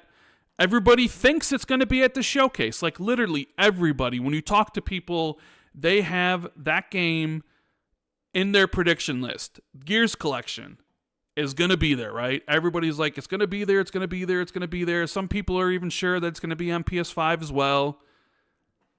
Okay, that's one. Another one would be like something like Age of Mythology Retold. Does that fit the bill? It's already been announced. Doesn't really fit the Shadow Drop build, but maybe that's maybe it's not a real Shadow Drop. Maybe it's just like, hey, this game's dropping today. Age of Mythology Retold could fit the bill. I'm not really sure that would be. I think that really has a niche audience, though. There's not going to be too many people super excited to be like, yeah, I'm going to go get on my Xbox and play Age of Mythology Retold, or get on my PC. Probably more PC people, realistically, right? Well, I heard that Age of Empires did absolutely nothing when they brought it to Xbox, even though it was a solid port, and they worked really hard to make it playable with the controller, but I heard just nobody played it. It's not surprising. If Microsoft has this data that like people just don't want to play real-time strategy on console, which is a good guess, because I think that's true. Yeah. I can see them still doing the Xbox port because it's Xbox, it's your platform. But why bother with the PlayStation port if you've got data that console players aren't that interested, or it's niche as hell? You're kind of eroding your console platform's brand for the sake of like 10 users. It just doesn't make a lot of sense to me. Mm-hmm. So yeah. So you're gonna rule out Age of Mythology Retold, essentially. What for a Shadow Drop? Because we're talking about the. For Shadow Drop. We were talking about the tease of the handheld. Remember the report that came out about they're going to tease the handheld and the Shadow Drop, and I said I could see them teasing the handheld. I don't know what it looks like, and me and you, I think both had mentioned that on Friday last week, right? Right. That they were going to tease like hardware and handheld, and now we're talking about the Shadow Drop, and I was just kind of giving examples of what maybe could be Shadow Dropped.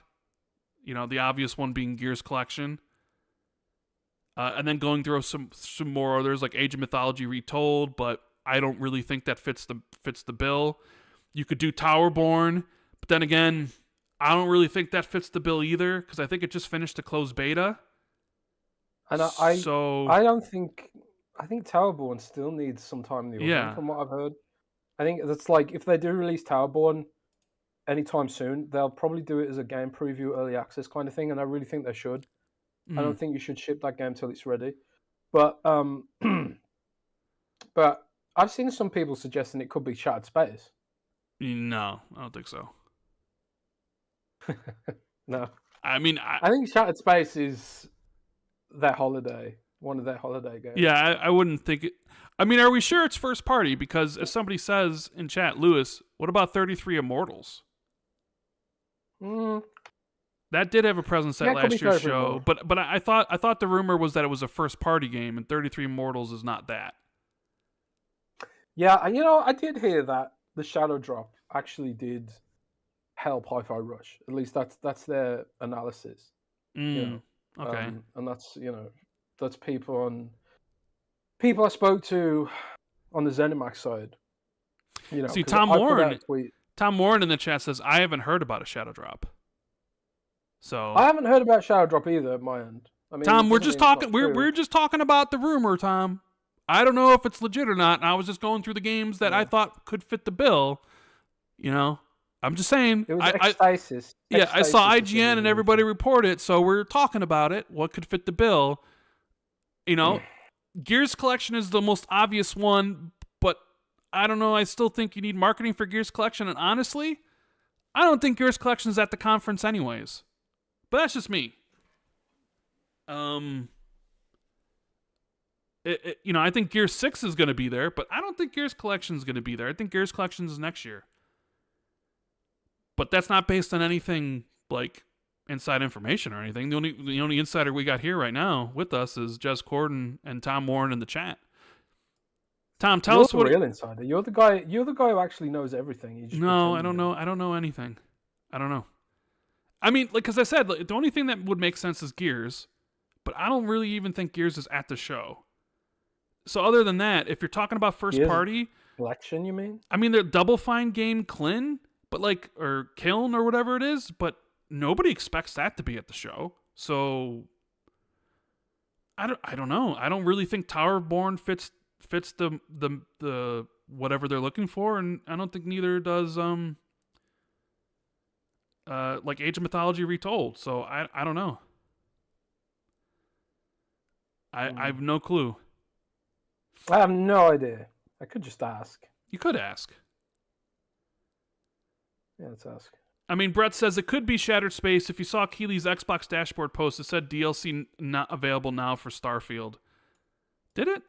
I also noticed his tweet, his dashboard tweet, basically showed him that he doesn't play Xbox at all. Period. End of story. Jeff Keighley hasn't turned on his Xbox in years to play anything. Let me see. What did it actually say? It said Starfield add-ons available now. Yeah, but there is already Starfield add-ons available. Yeah, I mean, like the day one DLC. I would imagine if it was really an ad for Shattered Space, it would say Shattered Space. Yeah, but Jeff Keighley's dashboard is barren as mofo. He's got Lords of Fallen version 1.5 on here, the Xbox Avatar Editor, Minecraft, the help icon, YouTube Prime Video, Microsoft Edge, and Microsoft Rewards. It's like, okay, dude. Okay. So yeah, I don't think that's that. Gamesley with the 5. I'm definitely here for a book club podcast. I should be your top pick for a co-host. Keep being awesome, guys. You always crush it. Rand Jez. I mean, I've seen a lot of love for book content, Jez. Maybe we should turn the Xbox 2 into the book 2. You know what I mean? No. Dude, I hate books. I know you do. I know. It's like I bought the Necronomicon by H.P. Lovecraft, like a collection of his books, right? And I was trying to read it. It's like a really thick book, and I was just sitting there thinking, this could be a movie, this could be a TV show, this could be a manga. At least there'd be pictures, bro.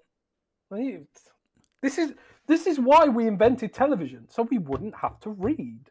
No? Yeah, true. Hell, you could do it as a YouTube short, a series of YouTube shorts, and I could just swipe through it. That'd be sick. That'd be like perfect for my attention span.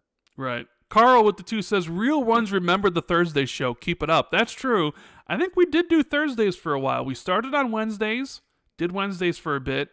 Then Jez said he couldn't do Wednesdays anymore, so we did Thursdays. And we did Thursdays for a bit, and then Jez said he couldn't do Thursdays anymore. And then we went to Fridays. So yes, we have done a Thursday show. I know that. Do you know why that was? I remember. Yeah, because you're raiding in World of Warcraft. Yeah. Those were my raid days. Those were your raid days, and you couldn't podcast anymore. Yeah, raid's way more important than podcasting. Tommy with the $4.99 Happy Showcase Week just got a new MRI job in Bellevue, Redmond, Washington. Love seeing Xbox, Microsoft stuff on my drive home. New Elite controller, please. Well, congratulations on the new job. That's awesome.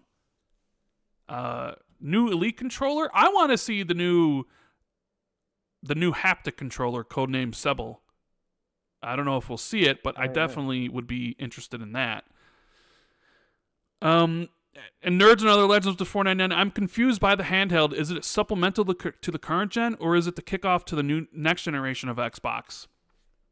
Your guess is as good as mine. I would say it's part of their next generation offerings that could also obviously play older Xbox games from previous generations. That's why teasing it so early. Well, I mean, obviously I could be wrong. Maybe it's actually coming out this year, and then it's supplemental.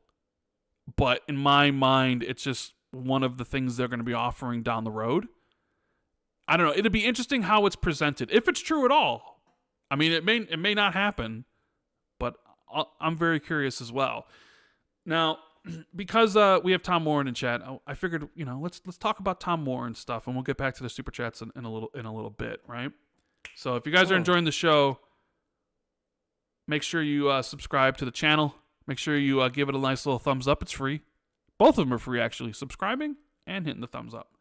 So Tom Warren put out a report today, cheeky, about games coming to PlayStation.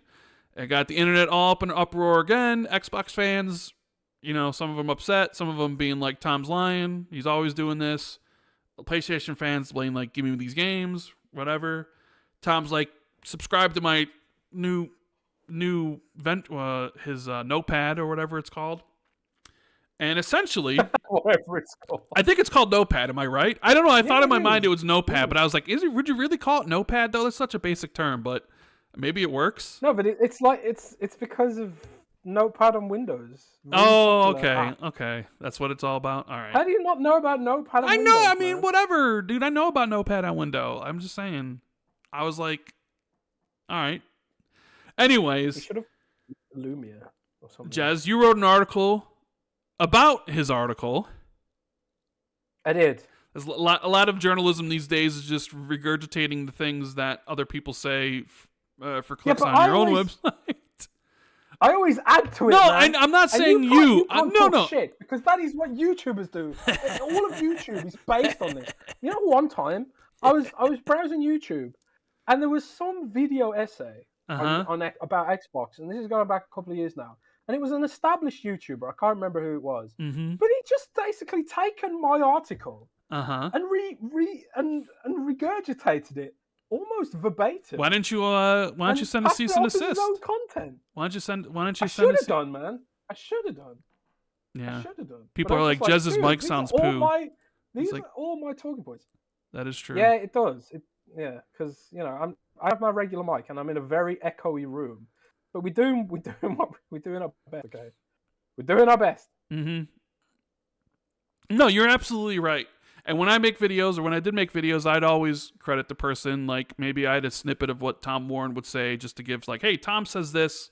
Because I do think it's important to say, like, where it's from and what they actually say. But there are people out there that wholesale will just read off the entire article. Hey, but that's what YouTube's all about. It's about reactions, baby. It's about watching other people's content. So you, as your content, you know how many channels there are that just like, hey, let's watch the first episode of the new Star Wars show, and then they watch the Star Wars show and with it in the corner, or reactions to trailers and music and stuff, like when the Drake versus Kendrick stuff was going down, their rap beef, and all the rap channels would just play the song while reacting to it. That's what a lot of that stuff is now, is just reactions. Let's react to Tom Warren's article. Let's react to Jez Corden's article, right? I don't know if there's any a reaction to a reaction on. It was like Electric Callboy's YouTube channel. They did like reacting to reactions of our latest YouTube video. That's just what it is, and it gets clicks. People watch. That's just how it is, you know. So Tom wrote something in his notepad today. The big thing was the one that's getting a lot of traction. Well, there's there's a couple things. I didn't read like the stuff that was behind a paywall. But essentially, there's a few things that came out. One being that Tom said, according to people, Fable is set for a 2025 release, or at least some point in 2025, which I think does make a lot of sense, because I want to say last year at E3, they said the games that they showed were games that were like set to come out within the next 18 months, but they didn't want to say that publicly, just in case something slipped, and because the whole E3 they did where it was everything's 12 months away didn't go over very well. So the games like South of Midnight and what were some other ones? South of Midnight, Fable. I'm trying to think what else was even shown last year. Those games were kind of like, okay, it's an 18-month window. An 18-month window would end like end of next year, essentially, right? Or end of this year? Would it be end of this year? No, actually end of this year. But either way, I do think Fable at the end of 2025 makes sense. I wouldn't be shocked if it did slip to 2026. You never know. That's one. The other one that got a lot of traction was that 343 was remastering Halo Combat Evolved, which I thought was odd, to say the least. Maybe you have a different take on this than me, but it's like they already remastered it once. Granted, I know you can remaster things more than once. I'm looking at you, Last of Us, right? Because they remastered Last of Us Part 1 twice, or 3 times, right? No, twice. But it's odd for Halo Combat Evolved to be like, I just wonder if it would be a full-on remake in Unreal Engine 5. Like, is this the Unreal Engine 5 thing that everybody's been talking about? You know, the rumors out there that they were switching to Unreal. Maybe this is kind of maybe to practice with it. Let's just remake Halo Combat Evolved in Unreal Engine 5, and then we could sell it.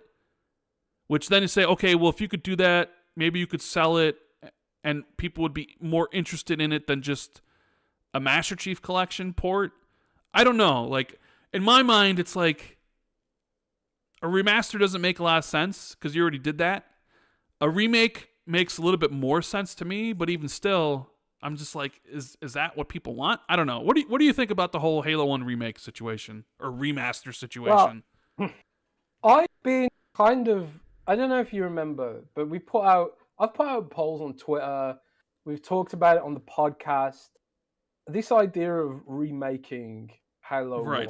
Yeah, but I've always thought it was as a reboot, like start over, go to the beginning and start over.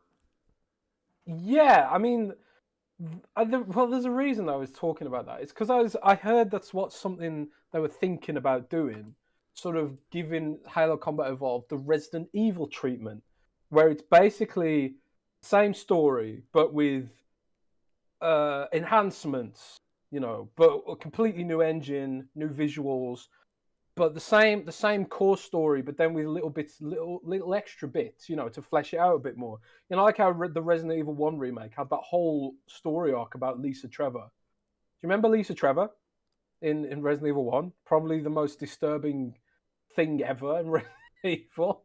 But it enhanced the story. It was this whole sort of story arc about the Spencer Mansion and the architect and all this kind of stuff. So it was like some extra stuff, right? So like for me, I was kind of like, okay, well, if they're thinking about doing this, I think it will be controversial to some people who really want to see Master Chief's story continue. But I kind of feel like in some ways they've they've kind of reached this cul-de-sac where they've made it so messy now. They introduced us to the Endless, and that's not going anywhere. You sure it's not? I'd skip it. I'm very much of the opinion that they should just reboot Halo and go back to the beginning and start over. Because I'm not sure what I'm saying. Oh, okay. It's reached the cul-de-sac. It's like it's reached this weird point where like there was like the Halo 5 and with the Guardians, and they were going to do this big thing with the Guardians, and the Guardians were going to take over the galaxy, and Cortana was going to do all this stuff, and it was going to be epic, and then they just swept it all under the rug, and it was just like, hang on a sec, what happened? What? Where's all this gone? It's like, where are the Guardians? I thought I was going to be fighting these giant robots, man, but we just never did. And I don't know if people think that's fine. I don't know if Tamales in chat says we have the worst Halo takes, but it's also like, are you happy with the way Halo is right now? Is anyone here happy with the way Halo is right now? Do people want to see Halo Infinite 2? Tell me in chat. Do people really want to see Halo Infinite 2? Do you care about the Endless? Because I sure as fuck don't. I don't give a shit about the Endless. Who the fuck are they? I don't care. I want to see the Flood. I want to see the Covenant. I mean, at least the Banished were kind of like the Covenant. But the story's gone in so many different directions now. It's just so weird. And yeah, Joaquin says you would throw away 30 books and 20 years of lore. I haven't read any of the books. And I think a lot of other people haven't read the books. I don't know, like, did they address the Guardians in a book? Maybe they did. I don't fucking read the books. And I think a lot of other people don't read the books either. I don't know if this is the right thing to keep going and keep digging themselves into this hole, but maybe it is. I mean, everyone here seems to think that Halo's fine as it is in chat. So everyone says, I want Halo Infinite 2. So everyone loved Halo Infinite and the direction it's going in, right? That's what I'm getting from chat here. That everything's great with Halo. Yeah, is everything great with Halo? You're getting roasted, bro. You're getting roasted. Yeah. Okay, so everyone loves. I mean, to be fair, Jez, you are not a Halo fan by any stretch of the imagination. So maybe do you want Halo Infinite 2? I don't know. Do you want Halo Infinite 2? I mean, I did enjoy the Halo campaign. There are aspects of you care about the Endless? No, I don't care about the Endless, but they haven't Does made everyone in chat care about the Endless? But that's always like the next fight. They could make you care about the Endless. Like, that's the whole point. Will they? Well, there's the rub. Well, how about this? Then? You do a Halo Infinite, you do a Halo Combat Evolved reboot, remake, whatever you want to call it. But like, you can still continue the main storyline, right? But then like flesh out the other games and sort of do what they're doing with Resident Evil, where they have like, they do their remakes, and then they're also working on Resident Evil 9, and continuing that story. They did 7, 8, 9, which are continue the Resident Evil story, Leon, all that kind of stuff. They kind of pretend Resident Evil 6 doesn't exist, And but I don't think they've thrown that lore out the window either. And there's even like the lore from like Resident Evil Revelations. There's some lore there as well.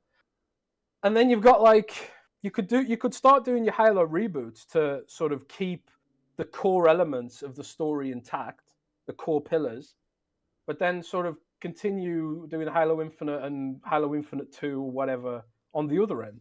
Okay, I'd be down for a Resident Evil approach of remake the first game while also continuing with the main thing. That I'd be a fan of that. I'd be perfectly fine with that, I suppose.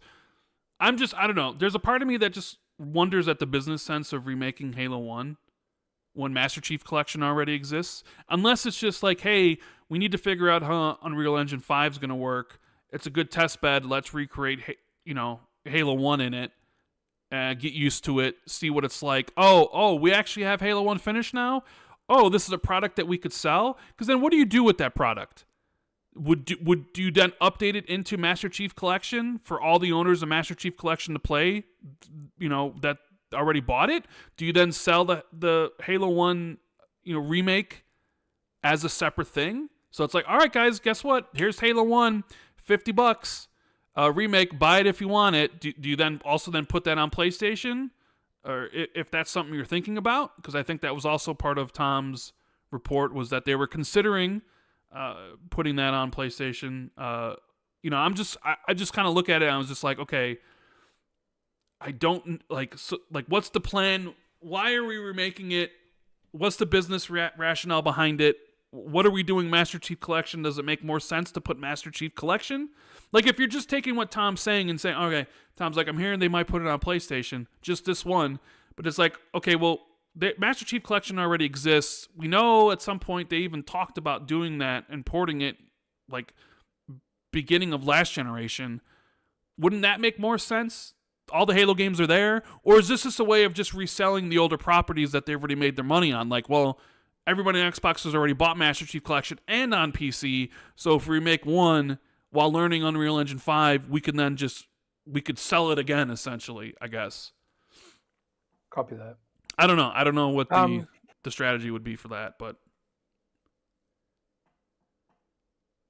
I don't know, man. I mean, I see every single take imaginable about Halo. Some people hate 343, but that, like, everyone says 343 sucks, 343 sucks, but then everyone's telling me they want Halo Infinite too.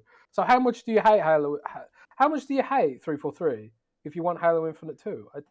I don't get it, you know. You're right. I'm not a big Halo fan, and part of that is because I don't think they've handled the story very well. Like, I play games. I don't read books. I don't play a game to read a book. I'm sorry, I just don't. And I think most people don't read the books. So, like, if you aren't going to put the story in the game, you're going to have a hard time making me give a shit about it. I'm sorry, you just are. So, like, if, like, Halo 5's got these giant-ass robots in them, and I think, oh, those robots look cool. And then you go to the next Halo, and it's like, oh, okay, if you want to learn about what happened with those giant-ass robots, you've got to read a fucking book. I'm sorry, that's bullshit. Not interested. I play games. I don't read books. You know, that's just me, you know. And if you guys like that, if you guys like reading books to find out what happened in the games, great. I think that's bullshit, right? And I've just put out a poll on my Twitter. And I said, Halo fans, tell me, do you want a Halo CE remake reboot, or do you want Halo Infinite 2? And so far, we're at 66% for Halo Infinite 2, and 33% for a Halo CE remake reboot. And notice that I put remake reboot, not remaster, because I don't think a remaster makes sense. I think if you are doing a remaster, you kind of like, it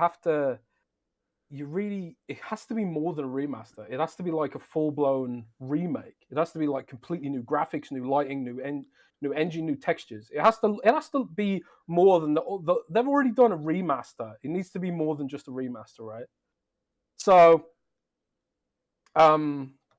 yeah, I don't know. I think I personally think, like, in an ideal world, they should do both, where it's like Resident Evil.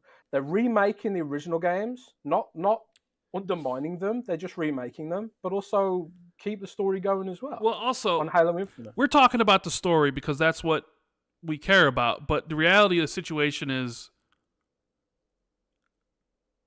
it's the multiplayer that gives Halo its long-term appeal, right?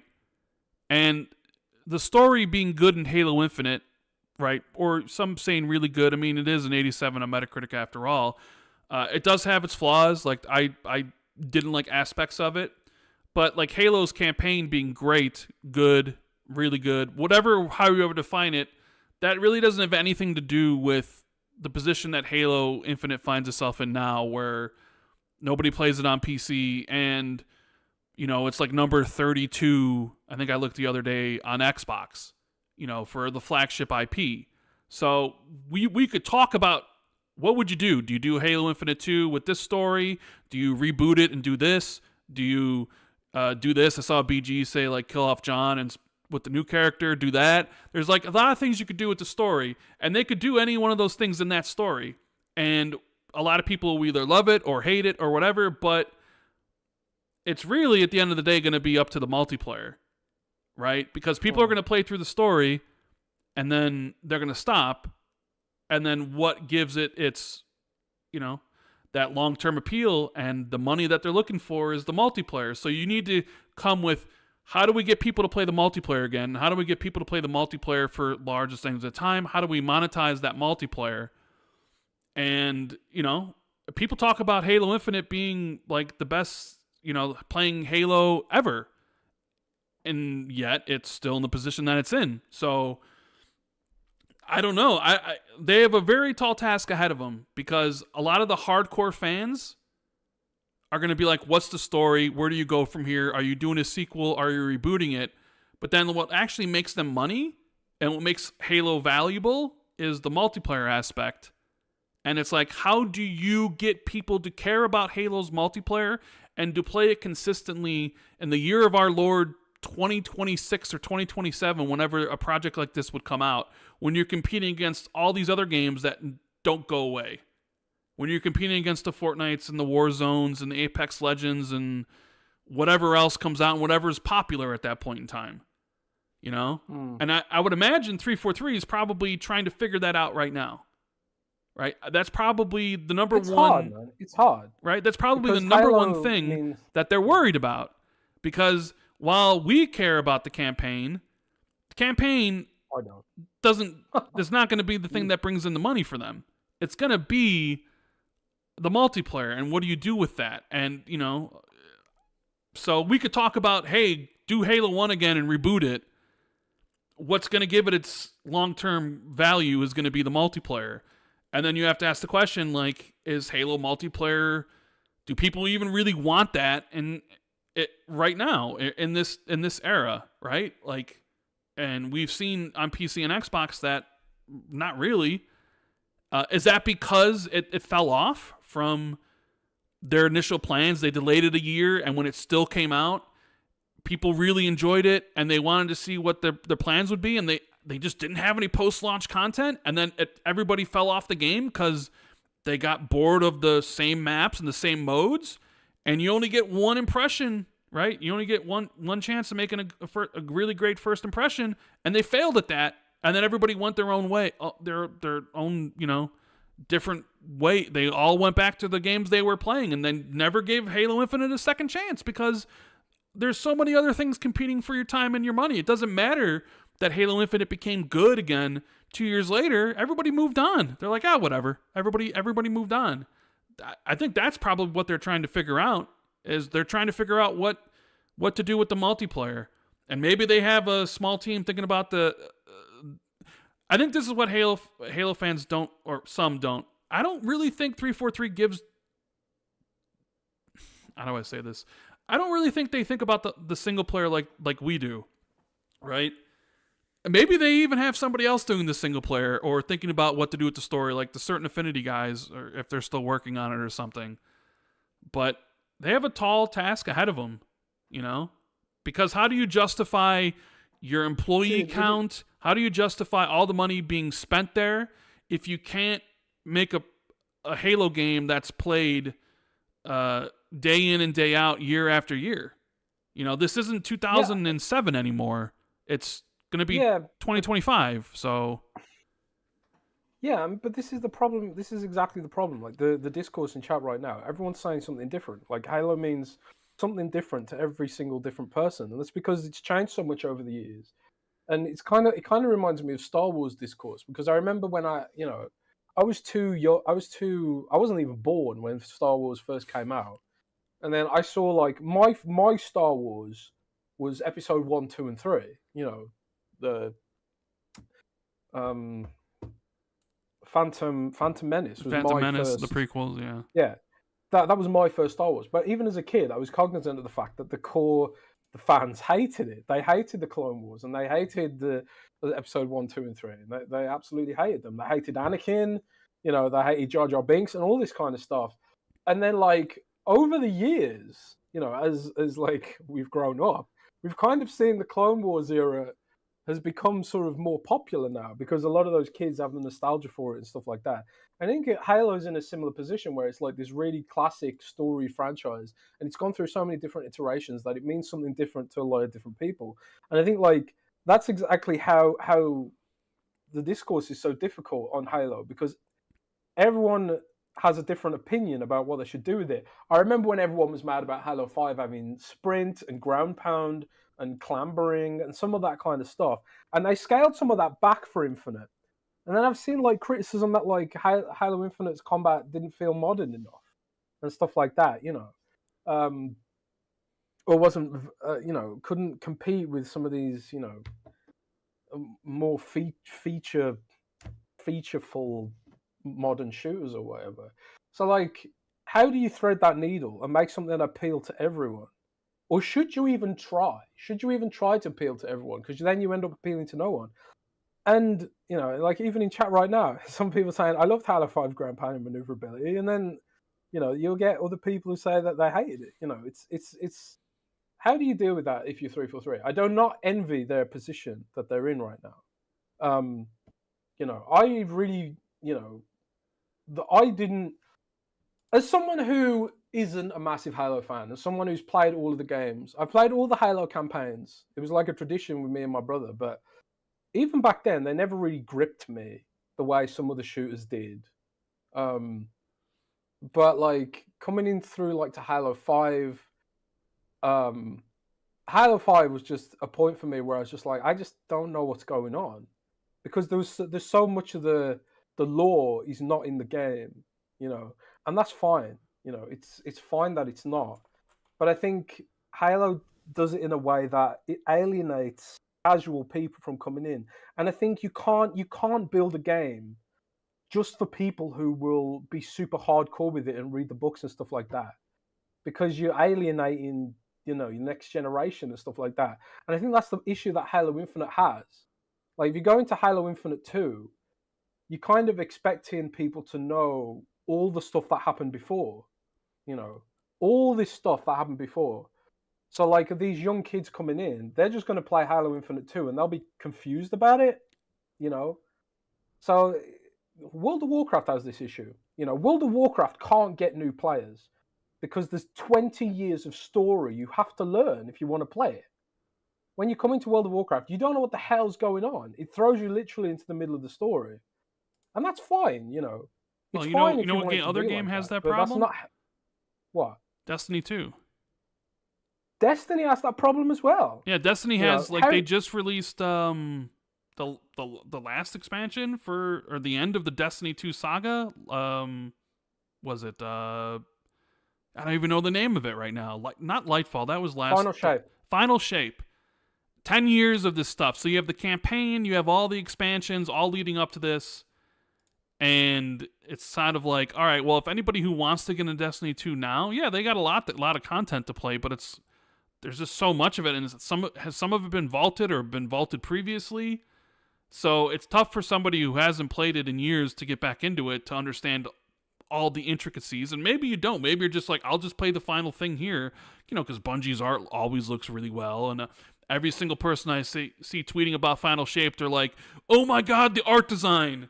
That's one of the things they always say, like, oh, the art design. It's like, yeah, the art design does look pretty, but if anybody's really interested in the story, it's like, well, if they haven't played it, they got a lot they really need to, to get back on. But I want to table the Halo discussion because it can go any whatever way, and we would really need to see what the hell, a Halo 1 CE reboot, remake, or whatever, what's the purpose for it, and what's the plans for it and stuff.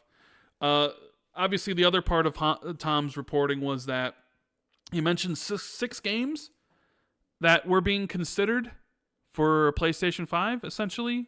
Age of Mythology was one of the... I'm trying to get the list off memory. Is Age of Mythology, Age of Empires 2 Definitive Edition, Starfield, Hellblade 2... which two am I missing, Jez? I can't remember. Well, didn't you write this in your article? Oh, Doom, the new Doom game, and one other one I'm forgetting. I'm sure somebody in chat can remind me what the sixth game was that Tom mentioned, but those were at least the five. Tom Warren, yes, if Tom's still in chat. But obviously, a lot of talk about this. Some believing it, because some will point to essentially Tom's reporting about Call of Duty and it not being in Game Pass. Although he didn't say that. He just said there was debates about it, but he didn't say that it wasn't going to be in Game Pass and all that sort of other stuff, right? So Indiana Jones. No, I don't think Indiana Jones was part of the list. Was it? Oh, is it not? Well, I mean, I didn't see the list. I saw what people were saying about it. I think Hasbro. I couldn't get it because it's paywall. I know. Well, you should paywall Windows Central. Tom. Why doesn't Tom give me free access? Let's see. I should get free access. Oh, here we go. Hazador has it. Age of Empires 2 Definitive Edition, Age of Mythology Retold, Senua's Saga Hellblade 2, Starfield, Halo CE Remaster, and Doom the Dark Ages. And that Gear 6 has not been considered. So those were the 6 games. So the discussion about like, what does this mean? You know, blah, blah, blah, blah, blah. This is part of Project Latitude, which I think you talked about first a couple weeks ago at this point in time, right? You wrote an article about Project Latitude, about these are their multi-platform plans. So, I mean, just off that, looking at that list, I think 3 of those games are dead on arrival on PlayStation, just like Hi-Fi Rush and Pentiment were, which I don't even understand why you would even bother. Like Age of Empires 2, Age of Mythology, I think those games are dead on arrival. I don't think anybody's going to play them. I don't think anybody cares, honestly. So it's one of those things where you look at it and you're like, why would you even bother with the port? And I sort of feel the same way about Hellblade 2. Clearly, there wasn't a lot of interest in Hellblade 2. You can look at PC, and you can see that nobody really played it on PC. Granted, we don't know what Game Pass on PC numbers were, but we can see what the Steam numbers were. It didn't really look great. Xbox numbers, not sure. It's a Game Pass. I think it climbed up to number 25 on the most played chart and then started dropping. I don't know how high you're going to be able to get off of a 6 to 8 hour game, depending on what you do. So I sort of feel like even porting Hellblade 2 to PlayStation wouldn't get the returns that they would want, very similar to Hi-Fi Rush, because it's a lot of the talking points with Hellblade 2 were $50 for 5 hours, right? So I sort of feel like 3 of the games there are games that would just bomb over there anyways, and you sort of ruin or continue to fracture the Xbox brand by putting games over there that really shouldn't be, and you know that wouldn't really sell at all. Like everybody and their mother would know Pentiment and Hi-Fi Rush weren't going to do anything on PlayStation, and they didn't, it looks like. And everybody knew Sea of Thieves and Grounded would do pretty well, and it looks like they have. So, would Starfield sell well? I think Starfield would do really well on PlayStation. It's big enough. I think the Doom the Dark Ages also would do extremely well. We've already seen those games do extremely well. Now, you can make mention of like, why wouldn't you keep Doom exclusive? If your goal is to really drive Game Pass subs and to get people in your ecosystem, why would you offer Doom day one on another platform? Because that's only going to lessen how many people actually sign up for Game Pass. Like we've had that discussions, and clearly Microsoft has had those internal debates, and apparently they've gone with the other side, because I don't get it either. I mean, I guess you can make the argument, oh, you don't want to piss off the PlayStation fans by removing Doom because the last 2 Doom games were there, or what have you, or that it was always going to be exclusive. You don't really know the behind-the-scenes stuff. But if you're talking about games that could drive Game Pass, push the needle, Doom is definitely one of those franchises and games that can do that. So by offering it up, multi-platform, sure, you're going to make more money, absolutely. But I think you're also then admitting, or at least you know internally, that, well, because of this, it's really not going to grow Game Pass, and it's not going to drive more people to the Xbox ecosystem. So what do you do there? We've had those discussions. You know, we're not really going to touch on that any more than we already have. So it's like, okay, Starfield would do fine, probably pretty good, and so would Doom. Halo CE Remaster, would that sell well on PlayStation? Maybe. I mean, Halo CE is also at this point in time, what? Right now, 22, 23 years old? Are people that... I think I think you can pretty much guarantee that it would. Surely. I mean, but I was saying I don't know. I'm just saying it's a 23-year-old game at this point. It would have to be more than a remaster to me. It would have to be a full-on UE5 remake. And maybe if it looked incredible, people may be like, all right, get it. Because I don't even know. I don't know. I'm just not sure how much interest there is in a Halo remaster at this point in time right now. Anyways. But I know Xbox is thinking about, like, considering. Is the word here? The word of the day is considering. Because considering can mean a lot of things. And we've had this discussion on the show that I think there's a difference between consideration and planning. Right? Because I think Microsoft considers everything. I think PlayStation considers everything. I think PlayStation has considered putting stuff like Hellblade 2 and Concord on Xbox. You know, they consider it, they think about the pros and negatives, and then they don't do it. Because there is a distinct difference between considering something and actually planning to make it happen. So, you know... It's very hard to debunk considering because, like you say, everything's being considered all the time. You know, PlayStation's probably considering what benefits or negative stuff putting Helldivers on Xbox would do for them. You know, I think like as a business, you have to consider a lot of things.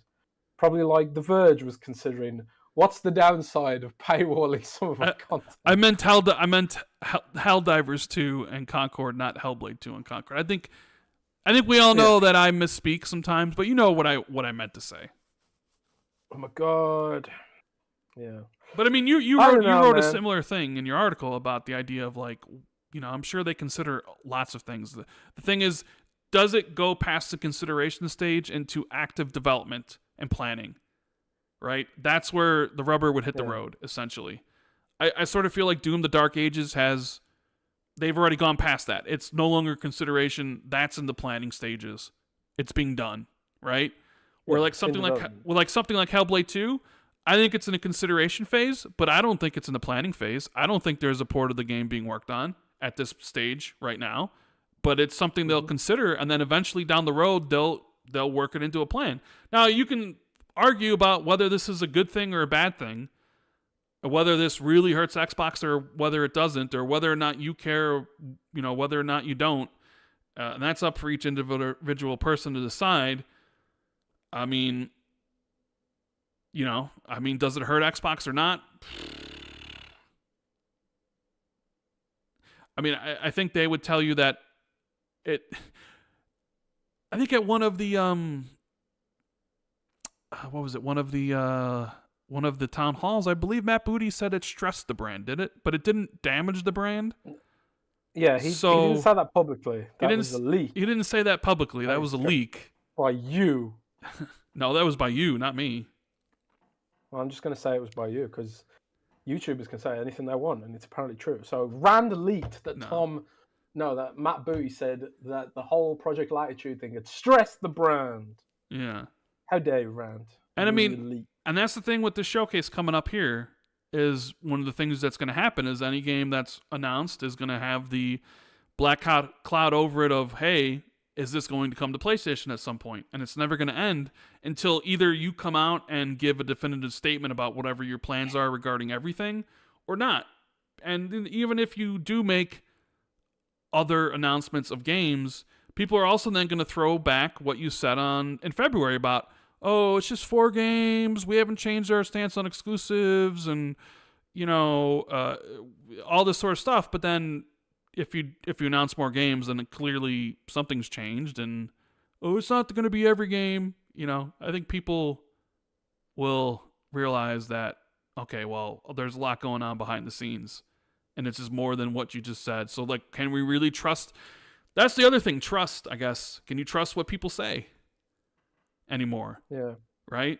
It's really difficult, right? Because this whole discussion, people are really, what they're really looking for is a yes or no definitive answer. Like, yes, Halo is definitely coming to PlayStation, or no, it definitely isn't. And I think Microsoft themselves don't know the answer to some of these questions right now. I think for them, it's just like what I said before. I think there's no red line right now where it comes to consideration. But considerations are exactly that. They're just considerations. It's kind of like they're looking at the way that user habits have changed and that people aren't as platform loyal as they used to be. And for the first time ever, more people are multi-platform than they used to be. And that the rise of PC, Nvidia just became like the world's second most valuable company, overtaking Apple. And I know that's mainly because of AI and stuff like that, but it just goes to show like how like the rise and demand of graphics processing units for PC has risen, and Nvidia built an empire off their dominance in PC gaming. I've got a gaming PC, and we're also seeing like ARM and Qualcomm make these super efficient chips, which are going to make PC gaming more accessible and more affordable than ever before. At least when it comes to light gaming. And the Qualcomm chips are only going to get better. They're only going to get more affordable. When it comes to some of these stuff. And the devices are going to be small, they're going to be fanless, and they're going to have crazy battery life. And they're going to be able to do all this kind of stuff that a console can't do without being prohibitively more expensive. And also you've got Apple with their silicon. Ubisoft just announced a bunch more games. Assassin's Creed Mirage is going to Apple Silicon natively on iPad, for God's sake. Mm-hmm. So like the whole sort of the way that, chips have evolved to a point where it's like it's almost becoming pointless to gatekeep things on console when like your phone or your tablet will be able to run these games natively, or the cloud will get so good that you'll just be able to run them on the TV without a console, that it's just becoming more and more important to think about where am I going to put the software rather than where am I going to gatekeep the software. So that's why Microsoft's really reluctant to just be like, no, we're never doing this, because everything is evolving and changing really, really fast because of all the chips and stuff.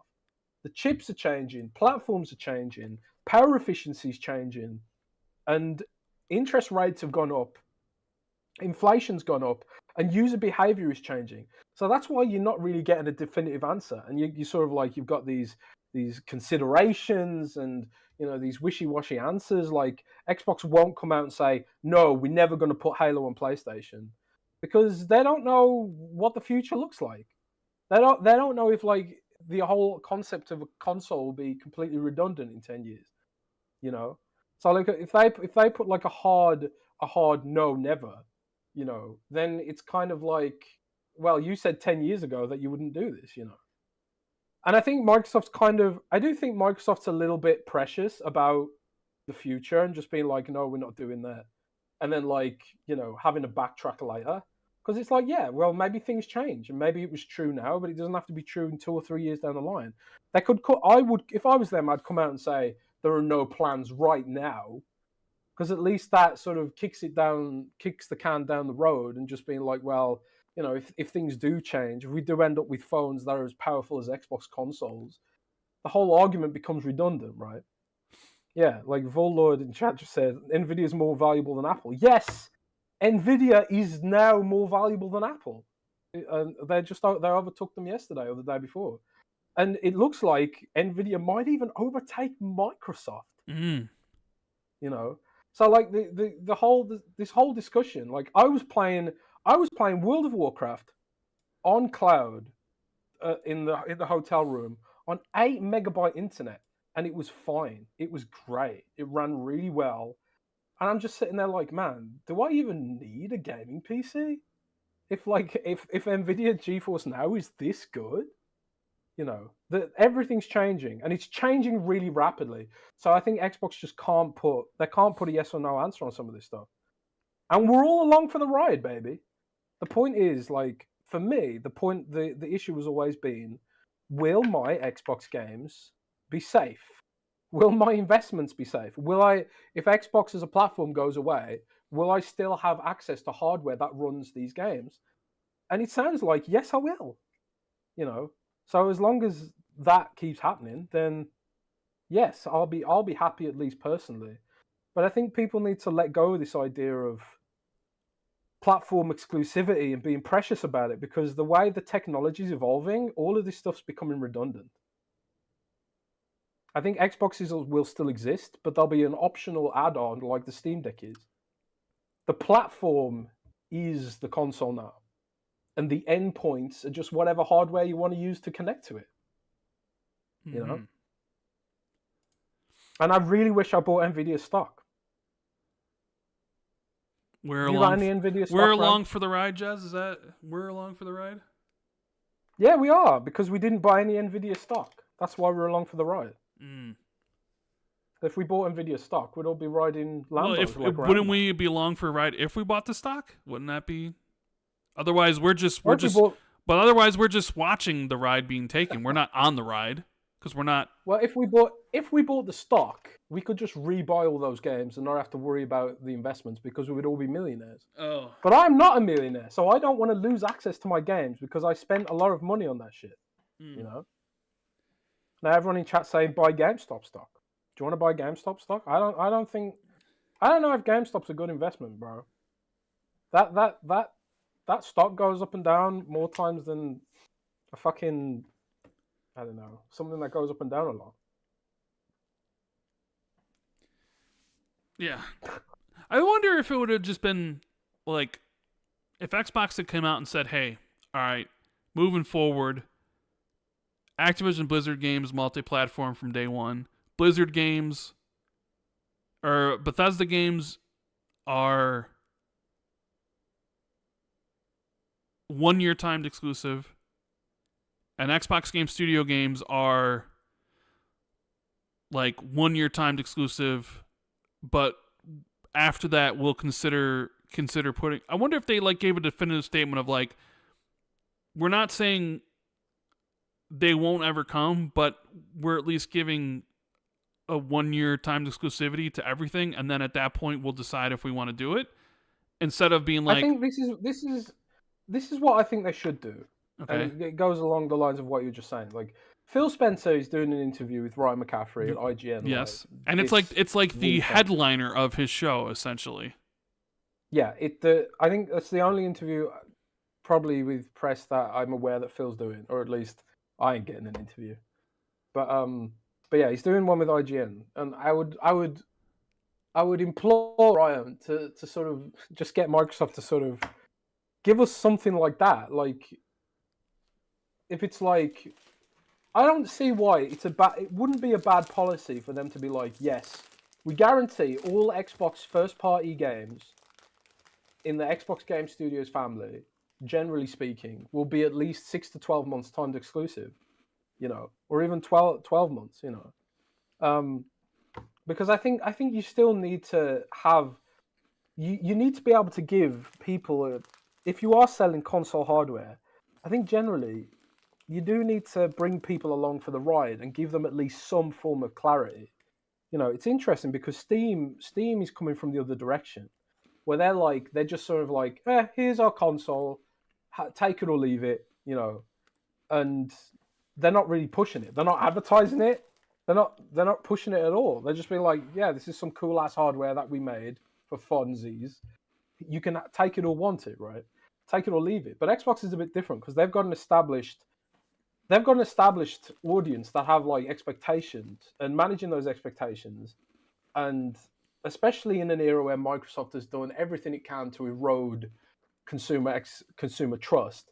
You know, they've got that whole recall thing going on right now. Nobody trusts Microsoft as far as I can throw them. You know, we always go back to Windows Phone and like the way they rug pulled millions and millions of people, Windows Phone users. You know, and yeah, it wasn't billions like Android or iPhone, but it was millions. So millions and millions of people. And Microsoft just like, oh, sorry, now your phone is useless. So it's kind of like, you know, you got this sort of mentality that you can't really trust Microsoft when it comes to this stuff. So I do want to have the definitive statement from them that gives us clarity, even if the market's changing, even if things are being turbulent. I think as Xbox investors in the ecosystem, we deserve some of that personally. So, Jez, will they do it? I don't know. The recall thing, Windows 11 recall thing. I was reading some stuff about that. That sounds like an awful idea. Like, did nobody think through that at Microsoft? I think Microsoft's PR lives on another planet. I actually like the Windows PR.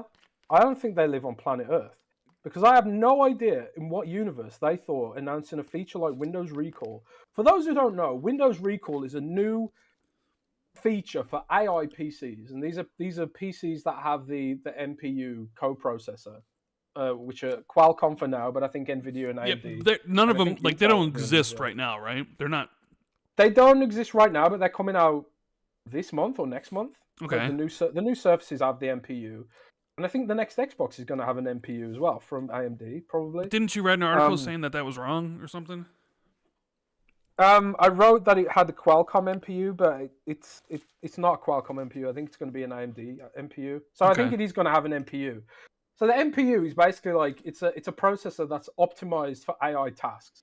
And what this NPU will do is it'll basically Windows will record everything you do on your PC, taking screenshots, and then like you'll be able to ask Recall like, oh, what was I doing an hour ago? Or oh, Recall, remind me what YouTube video I was watching an hour ago. It had like a crab in it or something. And then it'll go and look through the video for that specific thing you were doing, right?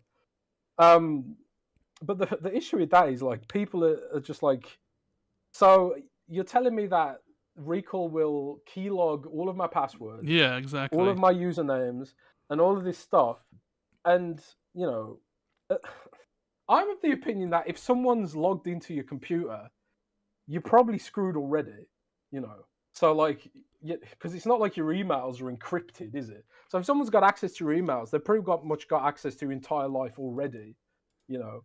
But this is exactly it. There was no PR to get ahead of any of the security concerns surrounding this feature. Yeah, and yes, you can turn it off.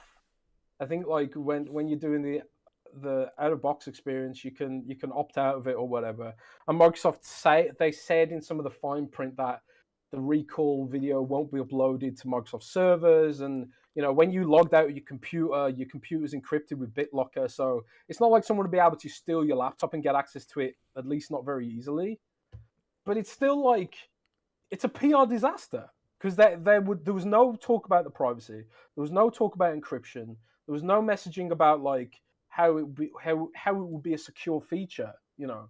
So now everyone's just like focused on how creepy it is, and it's similar to the Kinect stuff. They learned nothing from Kinect, you know. And everyone now has a microphone in their house and a camera on their phone, you know. And it is so creepy, Rand. I tell you what's creepy. Sometimes me and my girlfriend will be discussing something, and then I'll get ads for it on Instagram, you know. Like me and my girlfriend were discussing like where we want to go next on vacation, and then all of a sudden Instagram starts giving me ads for these vacations, and I'm thinking like, how the hell did Instagram know that? Like, did I search for something and forget about it? You know. But anyway, but this is the thing. I don't think Microsoft understands human beings, and I've said this in articles before. Like Microsoft has this really alien. It's like they live on another planet. And it's like I smelled that PR disaster a mile away. As soon as they started talking about Recall, I was just like, I just know what the discourse is going to be about this. Did nobody at Microsoft sit down with Satya and say, look, this is how the general public are going to react to this bullshit. What's your plan? Or what's our plan for this? And they had nothing. They had no plan for it. So now no one's talking about the feature and whether it might be useful. But everyone's talking just about how creepy it is. I think this is one of Microsoft's issues, is that they don't really consider any of this stuff. Or at least, maybe they do consider it, and then Satya just doesn't listen. I mean, I'm more inclined to think that's probably the case. Because Microsoft has very expensive PR people, and I want to believe that they probably at least vaguely cognizant of how people are going to react to some things. I don't know. But I can't even remember why I started bringing that up. I think it was just to talk about the fact that Microsoft struggles to predict how consumers are going to react sometimes. Yeah. You know? And I think that kind of feeds into the whole multi-platform discussion, is like, maybe no one cares. Maybe no one switches platform to PlayStation. Even if they do bring Halo, you know, even if they don't manage expectations, maybe just nobody cares that much. Maybe it's just all about the games that people are addicted to now. Maybe like, because, you know, we've got all this data that people only want to play Fortnite. People only want to play Fortnite all day.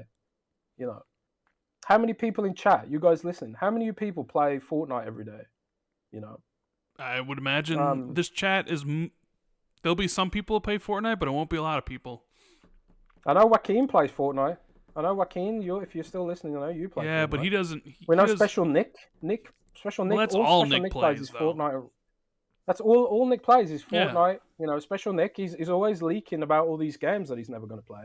Because all he plays is Fortnite all day. That's true. You know, Fortnite and Rocket League. That's true. You know, and I play Diablo and World of Warcraft and Fallout 76 and Overwatch. Like, I'm addicted what are you talking about? Yeah, and Overwatch. What are you playing right now? Because normally you're always playing a game during the podcast. What is it like for you to do a podcast and not be playing a game? It's hard. Yeah, it's hard, man. It's tough because I've got withdrawal symptoms, man. I'm like, I want to play something. I really want to play something, but I can't really. And that's why I'm resenting the laptop I've got right now, because this laptop is not powerful enough to run any game, really. But like I said, it does work with the cloud. You know, I was playing World of Warcraft on the cloud. I went to Target. I went to Target for the first time in my life. I've never been to Target before. And I bought a little mouse for $10 just so I could play World of Warcraft on the cloud. And it works really well, even on 8 megabytes down. You know. What'd you think about Octopath Traveler 2 finally coming to Xbox yesterday? Game Pass. And then Octopath Traveler 1 came to PlayStation 5. Octopath Traveler 1 came into Game Pass again because it left, and I think it came back. So now both 1 and 2 are there. I didn't know Octopath Traveler 1 was not on PlayStation. No, it wasn't. I did not know that. That was what part of the reason people were weirded out, because it was like, so you're bringing 2 to PlayStation but not 1, and you brought 1 to Xbox but you're not bringing 2. That just doesn't that go to show how dumb Square Enix's strategy has been in recent years? Yeah, it's really dumb. It's pretty dumb. But anyway, I think we'll see. Traveler 1 yet. I think we'll see some Square Enix presence at the Xbox showcase. I do too, but I'm gonna upset a lot of people now. What are you gonna say? I actually enjoy Octopath Traveler 1 a lot more than Persona. Is that a hot take? I think it is. I think it is a hot take.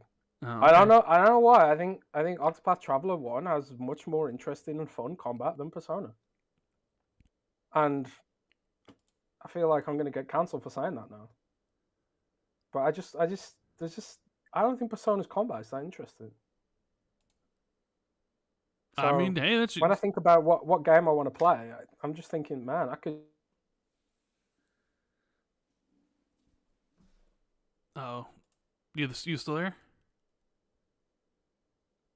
Sounds like Jez might have disconnected or something, or maybe his laptop went out because he was saying how his laptop could barely run it.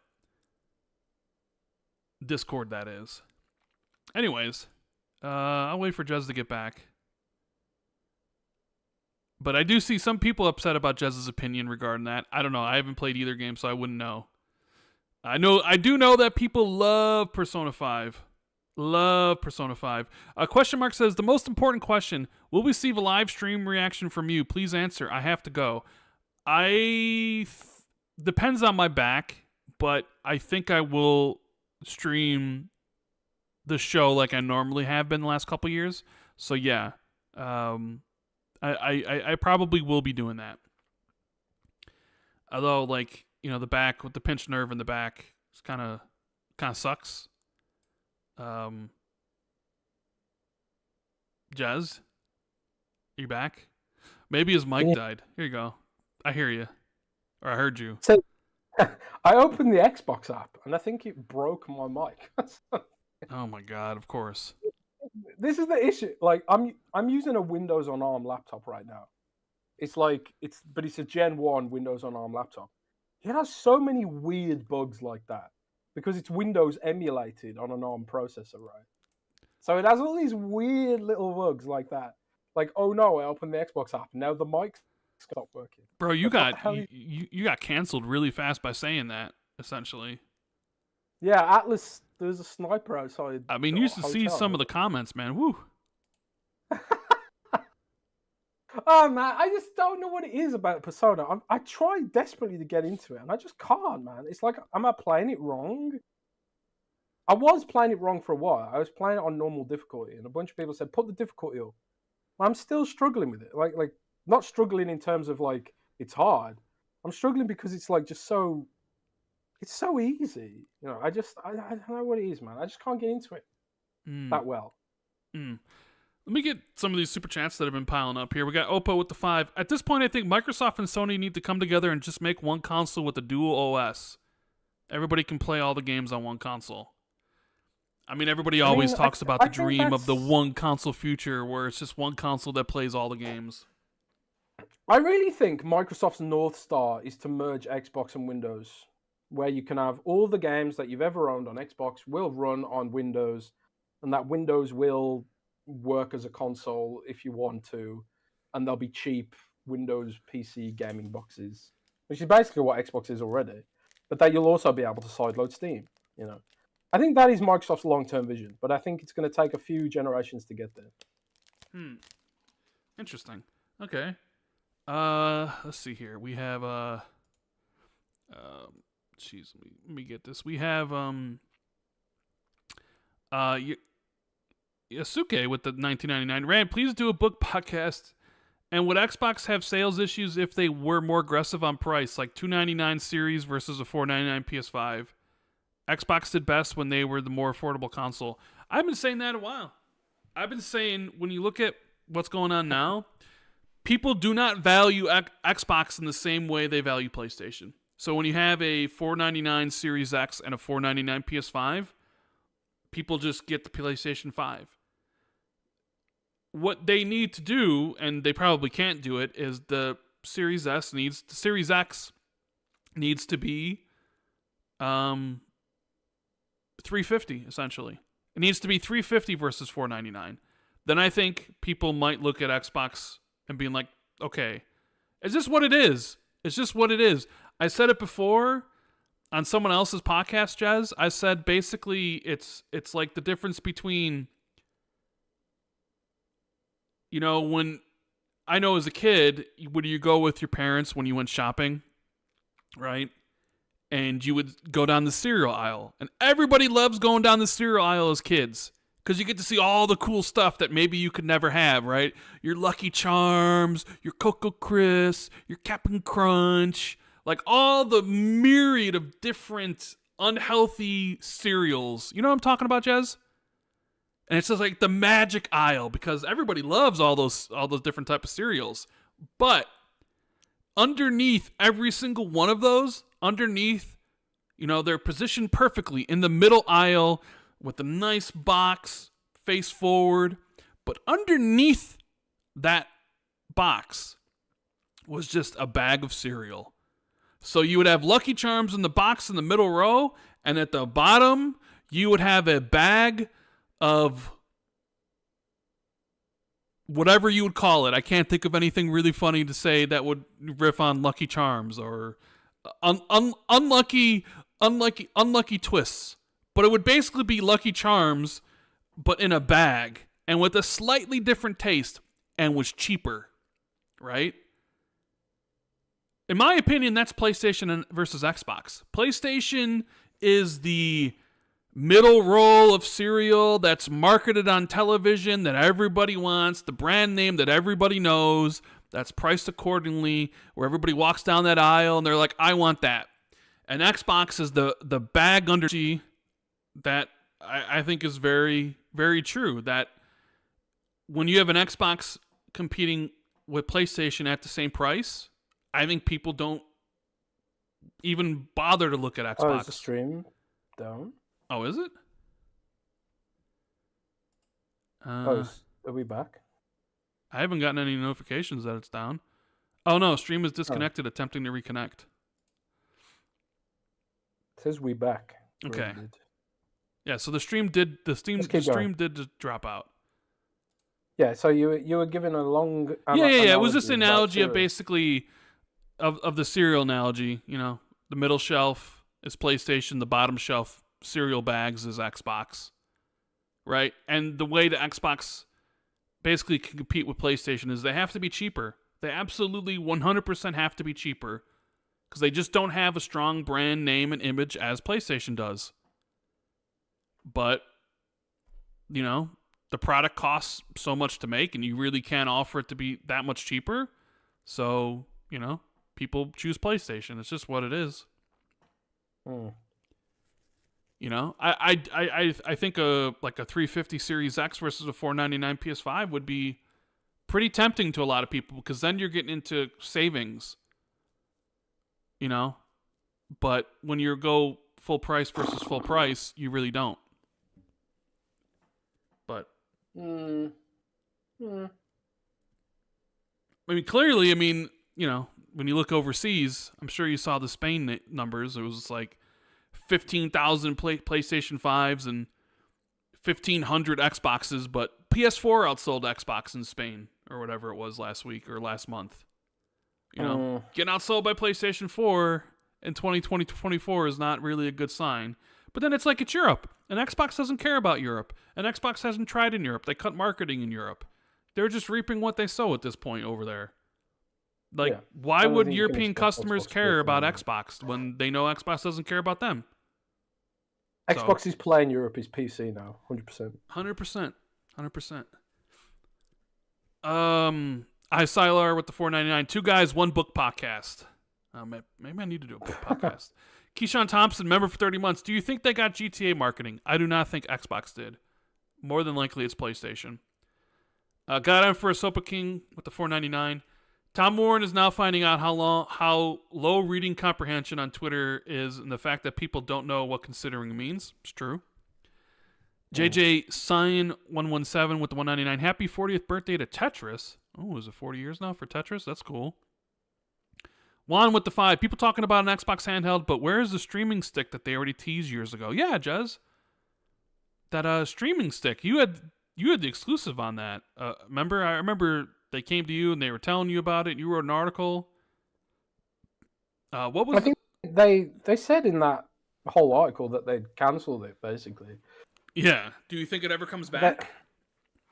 I don't think it needs to. Okay. I think like right now the issue is with xCloud is that they're at capacity.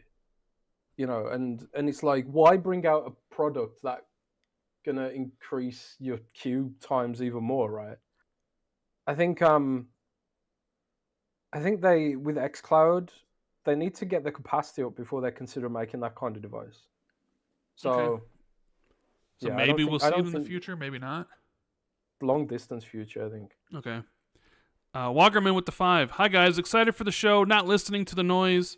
There's so many games to look forward to on the hype train. Are you going to be running into Mr. Wagerman, friend of the channel? He's gonna be there. Hopefully. Yeah, I think so. Hopefully you run into him. Denjay San with the 199. Fallout 3 remaster appearance, multiplat. I don't think you're going to see a Fallout 3 remaster yet. I think it's still early for that. But I do think it will be multiplat whenever it does come out. Angie Pro with the 5. Call of Duty ODST. ODST against brutes, elites, flood with horror elements. I mean, it could be fun. I'm down for that. Yeah. Will Lewis with the 5. Love seeing the Cocoon gameplay. While Talking was my favorite game last year and 100%ed it. I loved it as well. J Boy on the Run with 2. They need to move on from Halo. I'm assuming he means 343. Mikey says, compared to Halo 1, 2, and 3, Infinite was a little mid. Andre 4983 with the 5. Halo ended in Halo 3. 343's Halos are fanfic. Don't at me. Okay. JJ Sane with the 199. Rumor Scalebound coming out this year. I hope not. God Emperor Sofa King with the 199. Why has Halo 5 not been ported to PC? Because Halo 5 was peak multiplayer. They just decided against it at some point. I think they thought about it and then decided we're not going to do it. They were considering it, but in the end said no. Mikey says, I think Halo needs to reimagine their multiplayer through some experimental games. Look at Siege. It's entirely different than Rainbow Six Vegas 2, and I hated that they changed initially as a former number 1 player. Yeah, they did kind of change up Rainbow Six a little bit, and that game's going into its 9th year? But then, did you see they just pissed off their entire player base, Jez? Yeah, with the subscription. Yeah, with the subscription service, people were not happy about that. Nope. I saw there 18 with the $4.99. Only 13% finished Hellblade according to achievements. That's very sad considering its length. Is that true? Oh my lord! Let me see if that's true, Jez. That's a pretty low number for Hellblade considering its length, right? Let's see. Hellblade 2. What is the completion rate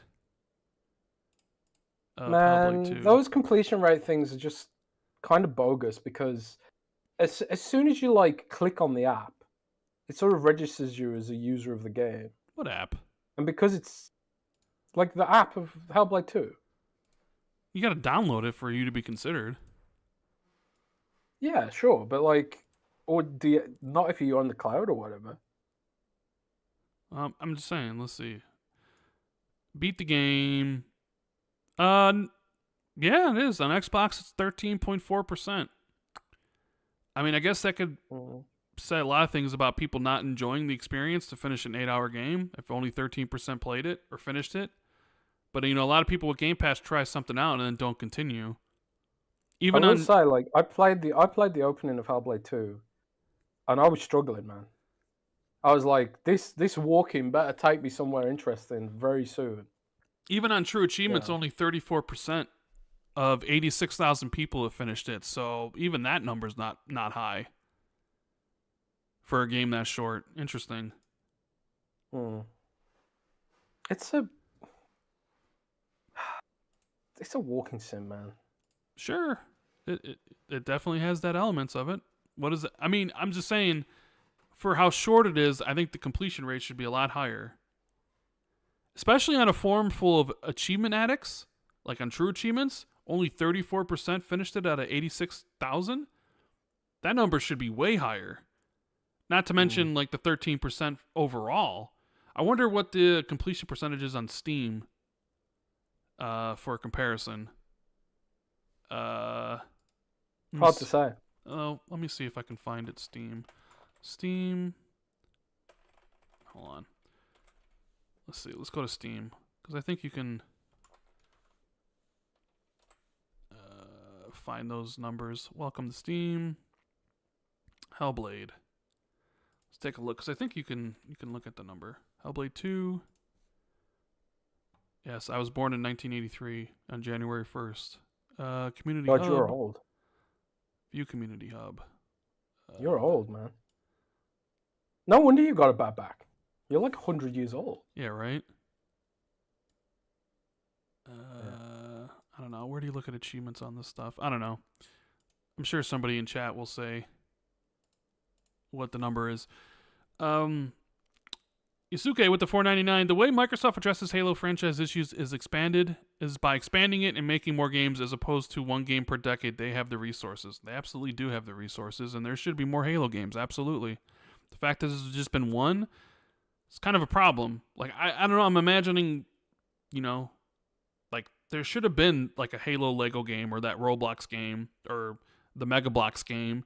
You could do horror game if you wanted to. You could do that ODST style stuff. I think they just played it way too safe with Halo over the years, or 343 just retained too much control or something. But yeah. Mr. Irishman with the 5. Putting games on PlayStation only alienates their customers. Why would people continue playing the platform with inherently less games than its competition? Hitch says $1.99. Gears Collection, real or cope? I think it's real. I just don't think we'll see it this year. MG with the 5. I love the recall idea. Reminds me of Apple's Time Machine backup back in the day. I mean, some people like it, but I'm also very much weirded out by so you can just, any password I type in there for anything is just there. And I guess just not even encrypted or even just out for anybody to see. It's like, that's pretty awful. DB Cooper with 2. Any idea when we're getting Age of Mythology? Did they say that was supposed to be this year, Jez? Age of Mythology 2024? Or is it? I honestly can't remember. I can't remember. It might be this year, could be, but maybe it's next year. Trickstar for Trey with the 2. You think Xbox got the NCAA rights? Wasn't at the PlayStation show. Maybe. Oh, is that the college thing? Yeah, the college game. Maybe they did. Maybe PlayStation has Madden and Xbox has got NCAA. If that's the case, maybe we see it at the Xbox show on Sunday.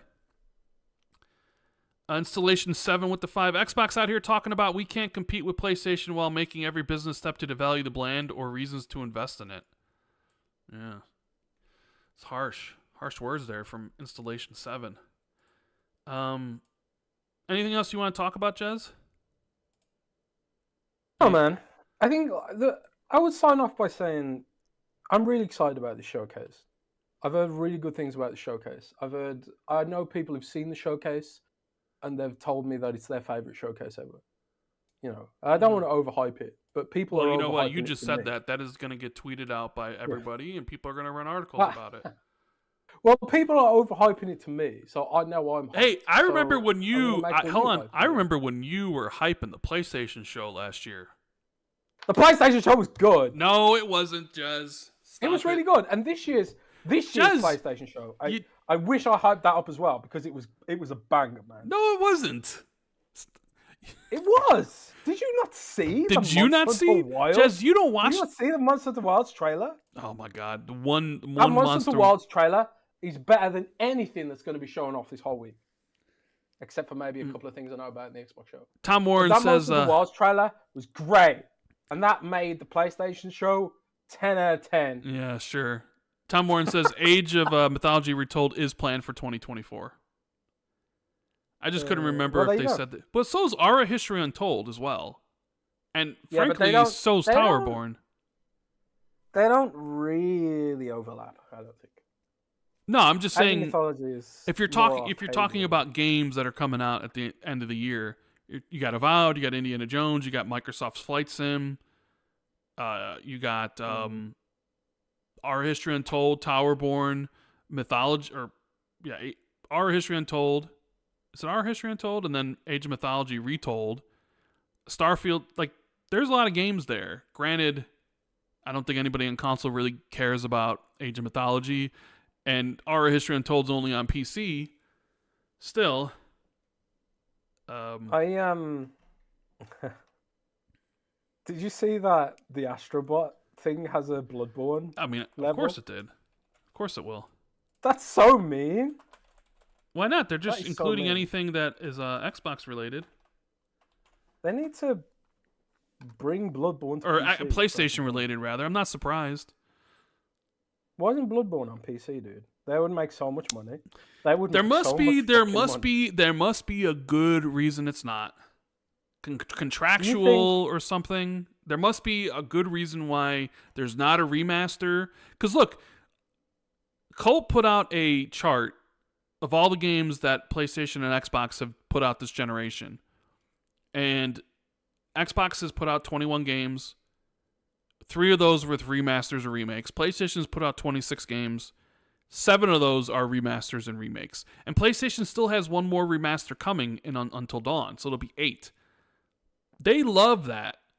And you would figure Bloodborne being a pretty decently big game from last gen, especially with From Software, who has blown up ever since Elden Ring and Sekiro, you would think a Bloodborne remaster with a PC port as well as a PS5 version would be an absolutely no-brainer.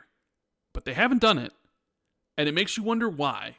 Is it because they legally can't? Is there something in the contracts with From Software that precludes them from having a different studio other than From Software themselves to work on it?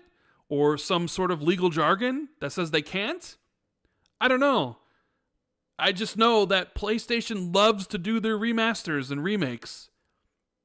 And Bloodborne is the one thirsted over by everyone. Unless they're just holding on to it as like a ace in the hole for a PS6 launch game. Where they're like, PlayStation 6, baby, $5.99, but it comes with Bloodborne Remake. And everybody goes nuts to buy the PlayStation 6. I'll just wait for... Everyone's just going to wait for the PC version.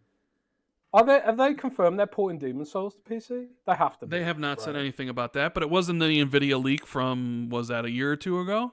Just like Gran Turismo 7. Yeah, I mean, They'll probably eventually come. There's the report that The Last of Us PC port has been done since November of last year, and they're still sitting on it. That's weird. Right? That's weird. And there was also a report that the Lego Horizon game is not only coming to PS5, but also is PC day one, which is a single-player game, co-op, but Herman Holst and those guys just kind of talked about the idea of like keeping single-player games exclusive to PS5 and live service games on PC and PlayStation. I don't know, a Lego Horizon game doesn't really strike me as a live service game. That's more of a single-player game, so it's kind of... Maybe that's just because of the Lego license. Maybe Lego's like, no, the game's going to be everywhere, just like MLB. I don't know. But maybe it isn't. Who knows? Yeah. What else do we want to talk about here? Is there anything else that happened? I really didn't really pay attention to anything going on today. Although I did get a bunch of DMs being like, did you see what Tom Warren said? Like, Tom Warren making waves. Tom Warren just ruined the showcase. He ruined Xbox. I can't believe Tom Warren just killed the whole brand. Between Tom Warren and the Xbox Series S, I don't even know, man. Did Xbox ever stand a chance with such insurmountable odds stacked against them, Rand? I don't know, man. There's a report. Banjo-Kazooie spiritual successor Yooka-Laylee is getting a remaster on PC and consoles. Yep, that's confirmed. Why would you? Why is my question to this? Why not? It's got a. Yeah, but nobody liked it. I think it's like a 68 on Metacritic. Nobody liked Yooka-Laylee when it came out in 2017. They did do a side scroller game that people liked better. So they're calling this one the Yooka-Laylee Replay-ly. I don't know. It's interesting. Maybe they feel that more people will go back and play Yooka-Laylee once they reveal their Banjo game for Xbox. You know? I don't think the Banjo Bros are gonna ever get their respite, man. You don't think so? Nope. I think Banjo Bros are gonna be there with the Heroes of the Storm Bros, just waiting forever. Okay. Or maybe not. Who knows? Give me your an off-the-wall prediction for the Xbox Showcase. Off-the-wall prediction? Like a crazy, not something you know, just crazy prediction. Something. Gabe Newell comes out on stage. Yep. Okay, yeah. Gabe Newell comes out on stage with Phil. They shake hands, and they announce Steam. Give me something that actually. Microsoft. Give me something that actually has a chance of happening. No, okay. Gabe Newell comes out on stage and announces that Steam is coming to the next Xbox. Once again, give me something that has a realistic chance of happening. You said off the fucking wall. Well, okay, then give me. What's the slightly less? What's not so? Okay, that would be an off the wall. That would be an off the wall prediction. Okay, let me rephrase it. Sliding the floor. Give me a personal hype moment for you for the showcase. Your Scalebound revived. Scalebound revived by Capcom and Scalebound in development by Capcom. And what's his name now? The guy who blocked me. I can't remember his name. The guy who made Scalebound. What was his name, Rand? Clicks in chat says Rand sounds like an AI prompter who can't get what he wants. Jez, yeah, I tell you. Give me your biggest hype moment from the show. I don't know, man. I mean, come on, it's got to be stated at K3. If they teased Killer Instinct 2, I would be pretty hyped about that. If they,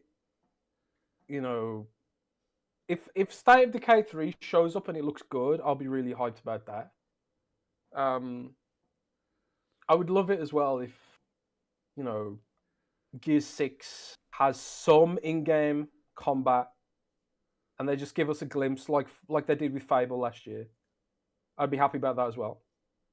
I really don't want to see just a logo for Gear 6. I want to see something. You want to see something from Gear 6. Just like, even if it's just like, give me 6 seconds of combat with a swarm or a locust or whatever they call them these days. Just give 6 seconds of combat. What about a backwards compatibility announcement of ABK games? Would that be hype to you? The only games from ABK that I want to see is Singularity, honestly. Right. Did you play that game? Did you play Singularity? I did. I completed it. I love that game. And I really thought Singularity was going to become a franchise because I enjoyed it almost as much as I enjoyed BioShock, at least. I kind of feel like Singularity sort of continued the BioShock tradition a little bit. Also, if Clockwork Revolution gives us another look at gameplay systems and footage and stuff like that, that'd be great. Mm-hmm. Yeah, I really just want to be surprised about something. I want something completely unexpected to blow my mind. But okay. What about you? Give us your off the wall. What would be the most hype moment for you? I mean, the thing I'm looking forward to the most out of like maybe the things that we know, because you can't really predict the unknowns. I'm really, really, really, really. There's two things. I really, really, really want to see what Perfect Dark is. I want to know what that game looks like. I want to know what that game plays like. Even though I'm not the biggest Perfect Dark fan, I always did think like that's an interesting thing to bring back in this day and age. I do like Crystal Dynamics as a developer. The Tomb Raider games I loved. I even enjoyed aspects of the single player portion of Marvel Avengers, for instance. I think they're a great developer.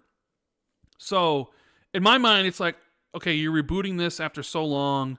What does that even look like? So, I really want to see it, right? And the second thing is fucking Doom, baby. Like Doom 2016 and Eternal are the peak of the genre. The fact that it might be, we're going to medieval. Like, what does that even look like? I'm excited for the return of Doom Guy and whatever story they're going to go with it. So those are probably two things that I am looking forward to the most seeing here. Out of everything, probably. Because even like a handheld announcement, I wouldn't really care about. I say that, but then like when that thing goes on for sale, I probably get FOMO and decide like, all right, well, maybe I should buy this. I'm trying to think whether Xbox, like Hellblades are come and gone, and we all know Hellblade was my number one most anticipated game from Xbox since they announced it. So now it's basically, we'll see. Could Perfect Dark take that mantle where whatever they show just is like, all right, this is the next thing I don't know, like Fable's up there too, because I do love the Fable games, and I do want a deeper look at what that game is, because I think they just showed us that snippet of gameplay that they had, but I'm not sure we'll see the game again this year. Maybe they just saying, all right, if it's 2025, that'll just be the leading candidate for a Developer Direct, where you have a Developer Direct in 2025 with Fable, Doom, South of Midnight, and Clockwork Revolution. And that's a pretty good start of 2025 with those games for that year. But yeah, those would be, unless you truly do something wild like a Splinter Cell. Right? Because we know the Ubisoft event is a couple days later, and you come in with nobody wants Splinter Cell. And you come in, but you're talking about me. I'm not talking about for everybody. I asked you what was yours, and you could have said whatever, right? So when you ask me, Splinter Cell would be it. It's been so long, but I think Ubisoft would rather hold on to that announcement for their own show rather than like give it to Xbox and be like, here's Splinter Cell, then tune in to check it out later, right? So I want a Splinter Cell, Jez. I don't give a fuck what you want. That's my Banjo game. When people talk about the Banjo Bros, I'm a Splinter Cell bro. You know what I mean? Mm. Like, give me my Splinter Cell. So, what of this year? What's coming out this year that I'm Shattered Space by Bethesda is something I'm looking forward to. I want to get back into Starfield, and that would give me the reason to do it. What else? Microsoft Flight Sim, don't really care. Age of Mythology Retold, don't care. Our History Untold, don't care. Avowed? Yeah, I have some interest in Avowed. Not like the greatest amount of interest in it, but it's definitely something I would play day one for sure. And then Indiana Jones. You know, we've seen Indiana Jones. Maybe if we didn't see Indiana Jones at the January Direct, I think Indiana Jones would be higher on my list than Doom and Perfect Dark. I feel it's because we've already seen Indiana Jones. We've gotten a nice glimpse of what the combat sort of looks like and some of the exploration stuff, that it's like I have a good sense of what the game is. So it's sort of, now I'm more looking towards the other stuff that we haven't seen. But if you're talking about Xbox games this year, then Indiana Jones is probably number one for me. Assuming it releases this year, because it could get delayed, right? But yeah, I mean that's kind of what I was thinking. I don't think we'll see Final Fantasy VII remake or anything like that, but I think it's possible we see Final Fantasy 16. Which is I would love to see Final Fantasy 16. That's only like a year old, so people might be excited about that. But I want to see 7 remake though, man. Yeah, I know. But I know we're getting close. Because I know you have a dinner tonight, and I don't want you to be here like super long. So let me load up the Patreon questions. We can get to these. Thank you everybody for tuning in.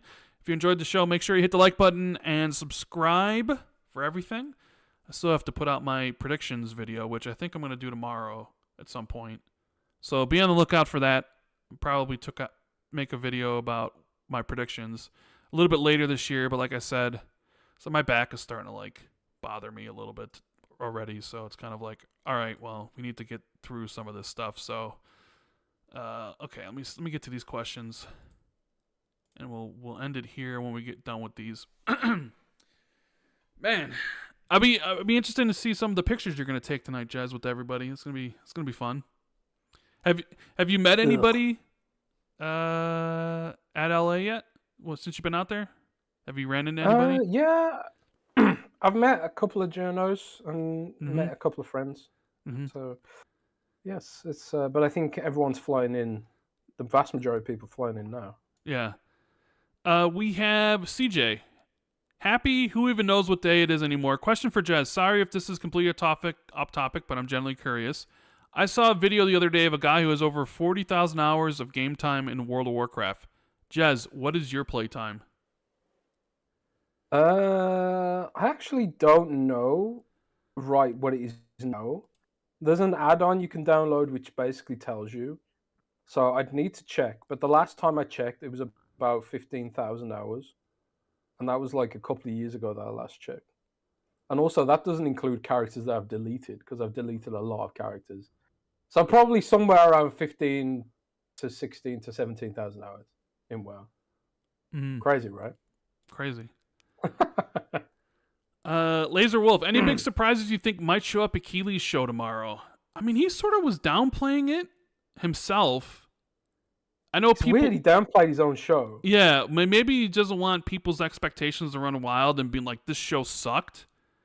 But there is that. I know a lot of Kingdom Hearts fans think he's been teasing a Kingdom Hearts 4 announcement, kind of, that could show up at his show. Maybe that would be something. I don't know. I'm not really looking for, like, I don't know. I think the Game Awards is usually better. I think the Summer Games Fest is a little bit worse in regards to reveals and stuff. So I don't even know if I'm going to watch it live tomorrow. I might just wait and just check out the trailers later, because that's all I care about. Like, I don't care about any of the other stuff. At least with the Game Awards, you can at least sit there and talk about who's going to win Game of the Year and who's going to win all that stuff. This is basically just a long commercial, you know? I'll be live blogging that for people who can't watch live. So come to Windows Central and come and watch the Keeley show, or look at my great posts on our live blog. There you go. But, Monkey versus Tramps. Hey guys, have you both been hanging out together since you're in the same country? Hope so. Oh yes, we're in the same country, but we couldn't be even more far apart. Jez is. You want to hear? Do you want to hear something really bad? What? Something really, really bad. So one of my freelancers, Cole Martin, who's a great writer with us, and she focuses on Call of Duty. We got an invite to the Call of Duty events this week, and I thought, oh, this would be a great opportunity for Cole to go. Now Cole lives in Kentucky, and in my head, Kentucky's kind of warm and deserty. Right? Okay. I was kind of like, oh, Kentucky must be near LA, because LA is warm and deserty as well. But to my surprise, Kentucky is actually nowhere near LA. No, it's not. It's actually on the other side of the continent, basically. Mm-hmm. So I sent poor Cole halfway across the country. But luckily she's a good sport. But America's big. It's unnecessarily big. Yeah, it's huge. I think America could be smaller. It could be a lot smaller, I think. It's absolutely massive. I mean, even if I went to go to LA, it would still be a 5-hour flight for me. So, just wild, man. You know, they should give some of America back to Britain. Oh yeah. I think they should basically give all of the East Coast back to Britain. Remember when Britain had all these colonies everywhere, and the saying was the sun never sets on the British Empire? Yeah. Uh-huh. Well, that's exactly it. They should give all those colonies back. I mean, that'd be fair, right? Yeah, sure. Don't you want free healthcare, Rand? Dave Ramos, let's fucking go. The only thing better than a Thursday show is Summer Games Fest on a Friday and the dynamic duo of Xbox 2. Yeah, you know, I was thinking, like, we didn't do this on a Thursday last year. Is that because Summer Games Fest, the show, was on a Thursday? So we were able to do it. Plus, I think you were. When did you fly in last year? Or did we skip later last year? Did you fly in on a Saturday? I can't remember, but I think you did the show with someone else last year. Oh, I think I might have did it with Gaz. Yeah, you're right. I think I did it with Gaz because I think you were gone. Yeah. But we did do it because Summer Games Fest was on a Thursday last year. Because otherwise I would have delayed it because I knew everybody would be watching Summer Games Fest. So, yeah. That's right. We had Gaz on. Me and Gaz. Yeah. Silas, happy Thursday, gents. In a parallel world, if both of you were born into families that were super wealthy to a point where you would never have to work a day in your life, what would you have done with your time on this planet? That's a good question. That's a great question. I have no idea. I have no clue. I was watching the Osbournes. My algorithm's been giving me clips of the Osbournes podcast recently, and it's got Jack and Kelly Osbourne on there, and they're kind of like two people who've been born into these millions. And I just keep thinking to myself, what have they actually done? I don't know if they've done anything. And Kelly Osbourne had that weird, very brief pop career, right? I don't know, man. I don't know what I would have done. I probably would have just played World of Warcraft all the time. In fact, I think that's what Jack Osbourne does. Doesn't he just play? He just plays World of Warcraft all day, doesn't he? I don't know. I think he's a World of Warcraft player. I think he is. I don't know. Forda Brand says, what's up, gents? Hope you're both having a tremendous week thus far. I just wanted to ask about any potential Fallout announcements at the show. I think 76 will definitely be there, but do you think we'll get a splash screen for a Fallout spinoff? I doubt it would be set in Chicago, but who knows? I also think it's way too early to announce Fallout 5, even though Todd probably has the plot written on a napkin. Thanks, fellas, and hope you have a great rest of your week. Yeah, the good old Fallout discussion. Because now, with how big Fallout is, it's kind of like, after Minecraft, the biggest thing Xbox has. But you're right. We'll see Fallout 76 for sure. And I think that's it, honestly. I don't think we get an announcement of a Fallout spinoff. I don't think we get the announcement of Fallout 5. Because they're simply just too far away. And a spinoff probably hasn't even started development yet. So I think it's just Fallout 76. But I've got it under good authority that Fallout 76 is getting some pretty spectacular upgrades. Now, I'm surprised if you said the one thing I would want to see from the showcase is like a Fallout UK, like the spin-off from Obsidian, like just a logo. Like how much you love Fallout, that would have been your moment, but you completely went in a different direction, so... I think it's because I just know it's... You just know that's even less like... But what if it does... That's even less likely than Gabe Newell showing up at the show. Yeah. I saw something interesting. Like someone on Twitter suggested... Uh-oh. Did Jez drop out again? I think he might have. Yeah. Jez isn't here. He's no longer in Discord. So I don't know if his internet dropped out or whatever. But I'll continue on. We have Nate Miller. Book-related questions, so everyone tune out except Rand. Everybody's talking about books. You mentioned that you were considering doing book content, and it got me thinking about an idea. It's a lot of work probably just to spin up a new video series or channel altogether. So I was curious if you would like the idea of adding a single book-related question to each Patreon Q&A section of the podcast. You could call it Rand's Bookend. That's interesting. I don't know what I'm doing with book stuff. Maybe I just do book stuff on the channel alongside regular content. Maybe I start another channel. I don't know. I just know that I do want to talk about it, and it seems that there are some people who want to hear my takes on stuff. I do read a lot of books. It'd be fun, man. You know, it'd be fun. We'll see what happens with that. Dave Ramos, Ola gents. Could Xbox's forwards compatibility team that's responsible for bringing Xbox games to future hardware also include new xCloud hardware? Different server blades that could enable Xbox to better compete with the dark magic that is NVIDIA's GeForce Now. P.S. If you haven't read Jez's article about playing World of Warcraft on GeForce Now in a hotel room, go check it out.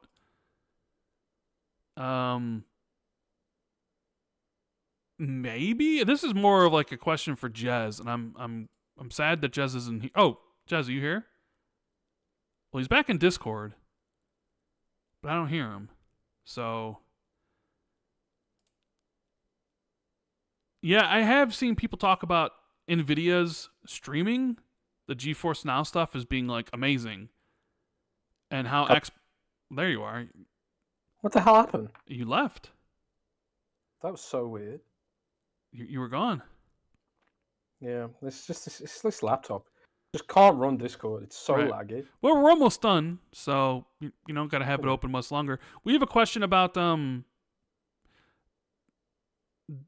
Dave wants to know if Xbox's forwards compatibility team is also going to handle the new xCloud hardware, and if they could, be the team that's going to bring it up to speed to match, GeForce Now and stuff. It's interesting because the current Xbox Cloud blades, they're not really designed for cloud. They're just Xbox hardware. So, like, you do make a new, like a Gen 10 Xbox that's sort of like, maybe it has dedicated processing for video encoding, which is kind of like what the NVIDIA stuff has. It's just so powerful that it can brute force the video encode.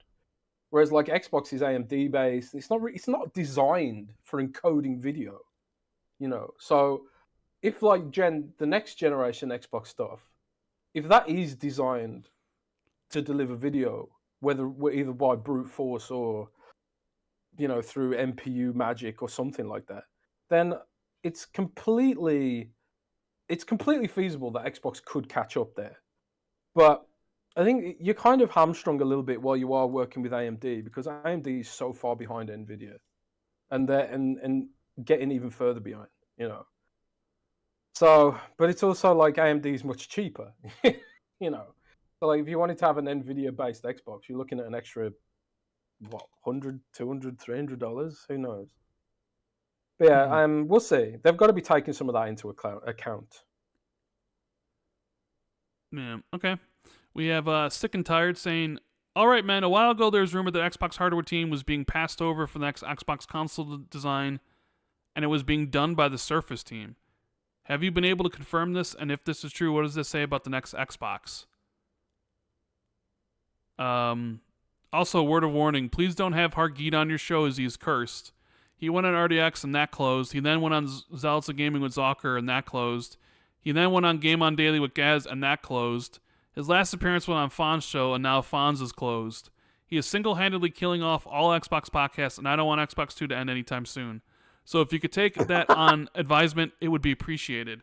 Well, he was on this show. Not only did we have him on for the Chip Show on Jez's channel for Xbox 2 Ultimate, where they did the chip, I think he also made a guest appearance for a little bit on the show where the deal went through, the ABK deal. So he's been on here, but we haven't closed, and we're not going to close. So we're never going to close. Yeah, we're never ever going to close. Even if Xbox shut down, we'll become the multi-platform too. So Jez, what about this whole thing about the Xbox hardware team being passed over for the Surface team? Any validity to this? There's no such thing as Xbox hardware team and Surface team. The Surface team has been working on Xbox since the Xbox One S. So the Surface team and the Xbox team are just the Microsoft hardware team, So so any rumors about Xbox hardware being thrown out is just bullshit, because Surface team has already been working on Xbox since the One S. And you can tell, like, do you remember the Xbox One, the original one, the VCR? And then the Surface team came in. It was like, we can make this smaller, And since the Xbox One S, you've kind of seen the hardware being much better. I kind of feel like, right? So yeah, that's just not a thing. And on Hoggy being cursed, I'm seeing Hoggy tonight, I think. So that's right. Yeah. I'll ask him about this curse. Yeah, you can tell him about the curse.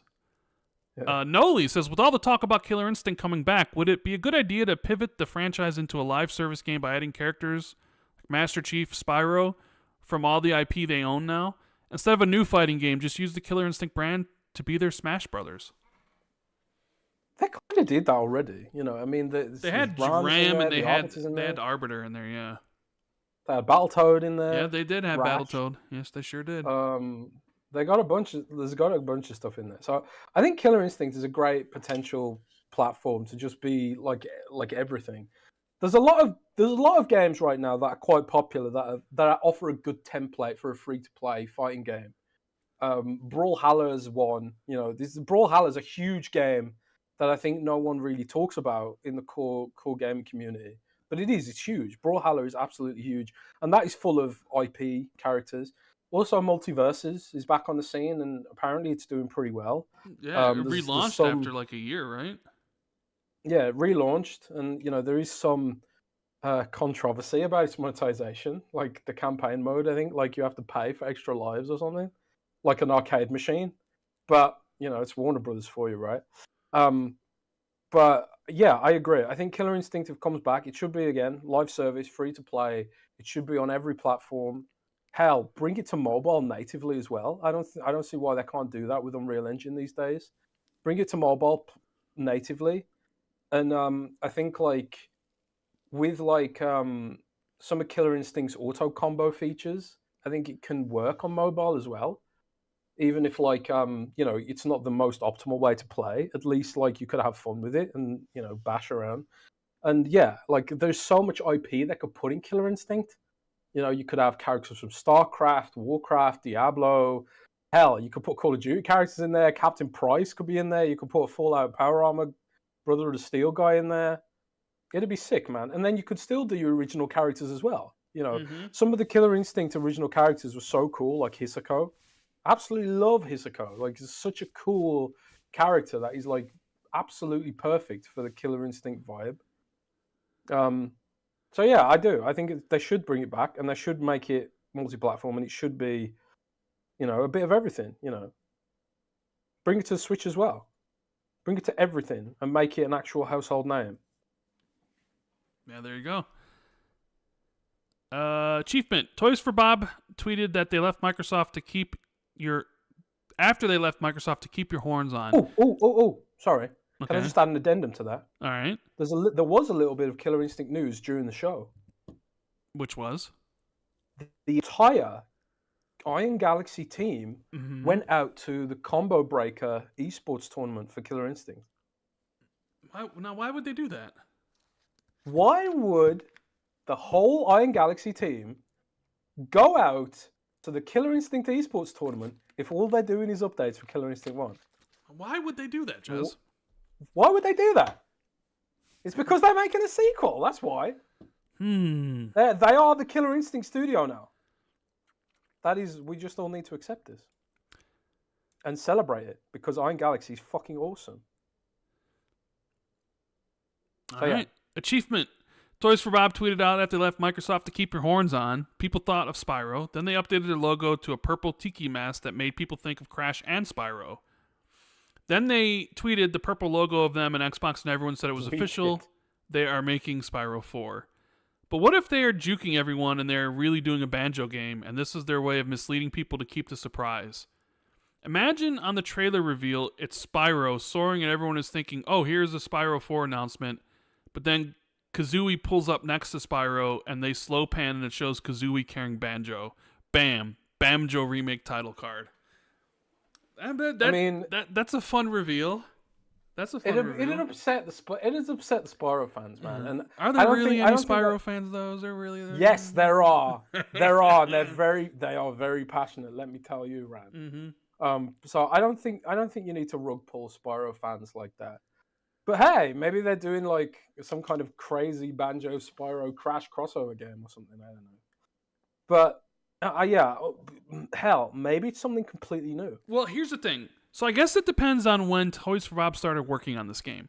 Like, we know that the deal didn't go through until October of 2023, right? And that they couldn't talk about any of this stuff. So if they were already working on something, like if they're already working on a Spyro or a new Crash, Microsoft wouldn't have been involved.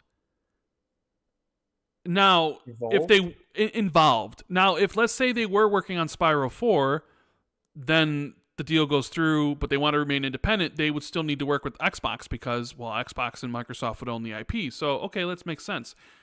If they were working on a Banjo game, that means... Because I just can't see them being the choice for Banjo, because that means they would have to have made that arrangement during the time, either before the acquisition announcement or during it. And I don't really see Activision being like, okay, yeah, you can do Banjo, especially before the announcement. And I don't really see that being the case during the announcement. So it would be something that they would have come together on after the acquisition, maybe talking about, hey, you want to go independent or whatever, here's what you can work on. In my opinion, I think they're working on something else, whether that's Spyro 4 or a new Crash or a new IP. I don't know. I think someone else is working on Banjo. So I think you're going to get... I don't think Toys for Bob is working on Banjo. I think Banjo's being worked on by somebody else. And Toys for Bob will make whatever they're making, which might be a Spyro game, which I don't have a problem with. I can't believe Rand just... That's just my opinion. It may 100% be wrong. Banjo, then? I don't know. Maybe Platonic. They are a bunch of ex-Rare people. They did Ukulele. I mean, they're remastering Ukulele. What if the whole idea is we're going to remaster Ukulele so people might be interested in playing our game after they play our Banjo game? I mean, if you're going to give it to anybody to do Banjo, that whole studio is a whole bunch of ex-Rare people, right? Who worked on Banjo. I mean, who else would you want to give that to? I don't know. We'll find out. I have no idea. Eventually. Square Enix. Good old Collinwood. Hello, Rand Jez. A follow-up question to some weeks back. It's been confirmed that there'll also be a Season 3 of the Three-Body Problem. Are there any other series you're looking forward to this summer? Absolutely. We got The Bear Season 3. That is like my number one most anticipated show. We have House of Dragons Season 2 is coming out this summer. Those are just two. Dark Matter on Apple TV is about to finish up in a couple weeks. I can't wait to watch that. That is based off the book Dark Matter by Blake Crouch, which is a science fiction thriller. I can't wait to binge it because I really enjoyed the book and the TV show looks to be pretty good. So I got some TV shows that need to line up. I'm almost done with Shogun and it's absolutely amazing. I need to start Invincible season 2 because that's finished, and I need to go look at the rest of my list. But it's right now for me. Oh, The Boys. The Boys season 4 is coming out in June. Absolutely, I love The Boys. Can't wait to watch that. Got Stint says, what 3 to 4 games the showcase will be given a 2025 release window? Well, see, I sort of feel like the games in 2025 aren't even going to be at the showcase. Like Fable, South of Midnight, and Clockwork Revolution, I think all have 2025 windows.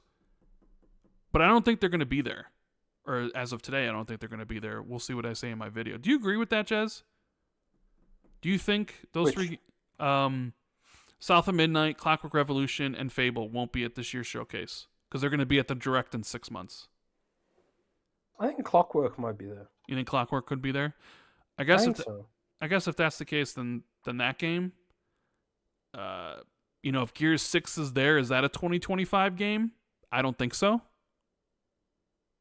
Is Perfect Dark a 2025 game? Maybe, but will they actually give it a release window? Not sure, because they didn't for Fable. When Fable showed off last year, they didn't give a year for it. So I don't think when they show Perfect Dark, I don't think we'll get a date. They don't want to delay things anymore, so they're very tentative about even giving years at this point anymore.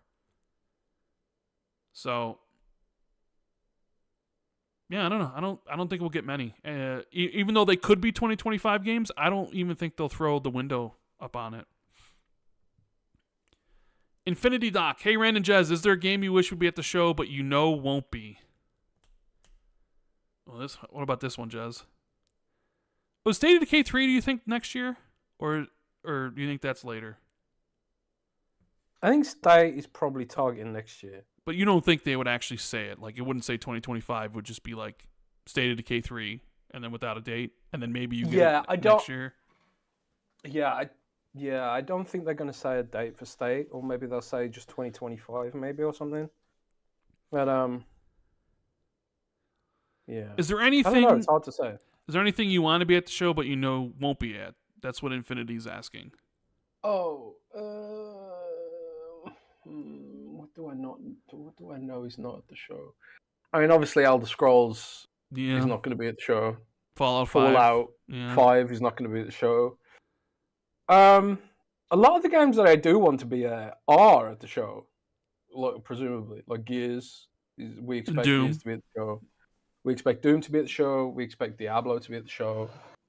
Fallout 76 is at the show, so I'm pretty covered. Any third-party stuff? Like you said, Final Fantasy VII Remake. Is that Final Fantasy VII Remake. I'd love to see that at the show, to really, really break through the exclusivity stuff that Sony has going on for them. But yeah, I don't know. How about you?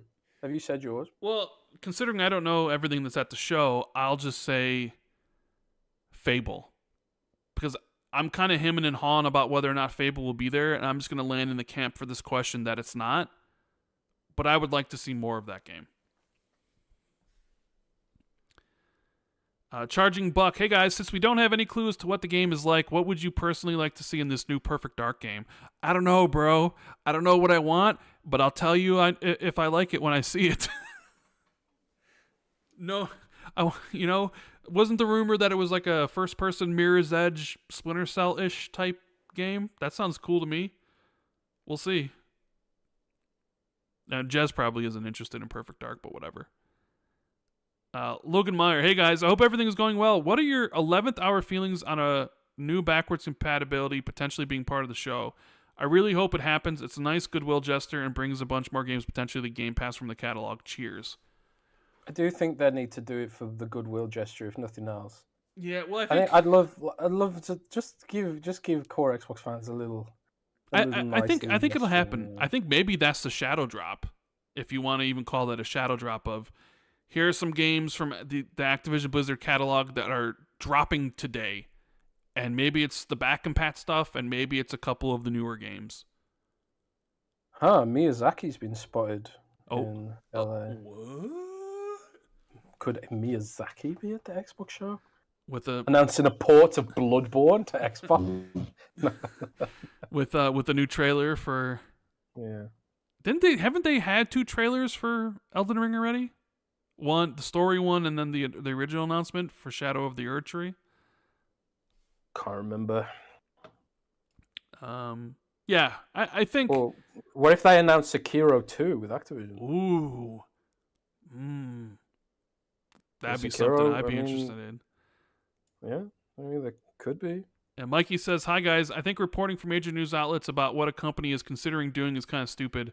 I know it pays the bills, but I'm sure we could all live without it." I mean, I don't know. The job is reporting the information you've got. I don't know. Yeah, that's true. But it's kind of difficult to disprove considering, because of course they're considering stuff. I wouldn't have done it because I like to be able to say one way or the other. Yeah, but the thing is, everyone gets pissed off when you don't give them a definitive answer. So it's a rock and a hard place, you know. But hey, I'm not a journalist. I'm a blogger. You should make a subscription-based thing called Pad Note, and then you can charge people to watch it, and then put some exclusive stuff behind it. Well, our system doesn't support subscription stuff. I don't know. They do talk about doing a premium thing for Windows Central, which would like have some of Miner's Act leaks in it and stuff. But we'll see what happens. We'll get Donataku. What's up, American Jez and Randall Trendy Gamer? Now that we're done with the Xbox Showcase talk and predictions, what are your predictions for the upcoming Nintendo Direct this month? What day do you predict it will happen, and what are your 3 top game predictions? How excited are you on a scale of 1 to 10, Rand? I don't give a shit, so 0. I don't care what day it's gonna show up because I won't watch it. I don't care. I just don't care. I do not care about what Nintendo's doing. I don't either. I feel almost guilty because I know there's like a lot of, you know, really highly respected journalists who absolutely love Nintendo. Mm-hmm. And I feel like I'm just this alien who just thinks all Nintendo games are incredibly overrated. I'm going to say it. They're overrated, man. They're overrated. And I'm someone who put like 300 hours into Sword and Shield. And it just left this weird aftertaste in my mouth. Like, this game was just, if it wasn't nostalgia driving me to play this would be like a 4 out of 10 on Metacritic, probably. I don't know. Omen says, so Sony seems to be taking the strategy of live services, multiplayer, and single-player games are PS-timed exclusive. Why do you think Xbox doesn't want to take a similar strategy? I think it's weird that this question even comes up. Xbox has been doing this for 8 years now. They're not going to change their strategy. So I don't even know why people consider... I've had people ask me that. It's like, do you think Xbox should change their strategy to this? It's like, no. Like, it's already been made. They've been doing it for 8 years. I don't see why they would suddenly be like, actually, no, we're not putting our stuff on PC. I don't know what. I mean, do people actually expect Xbox to be like, well, Sony's strategy might be the better one? They were in different positions, if you recall, at that point in time. Xbox in 2016 and PlayStation in 2016 were in completely different positions. We were even wondering if Xbox was going to live because it seemed like they were going to die. So they probably needed the extra revenue that PC would bring them. And then that really gave a shot in the arm. A lot of their games did pretty well.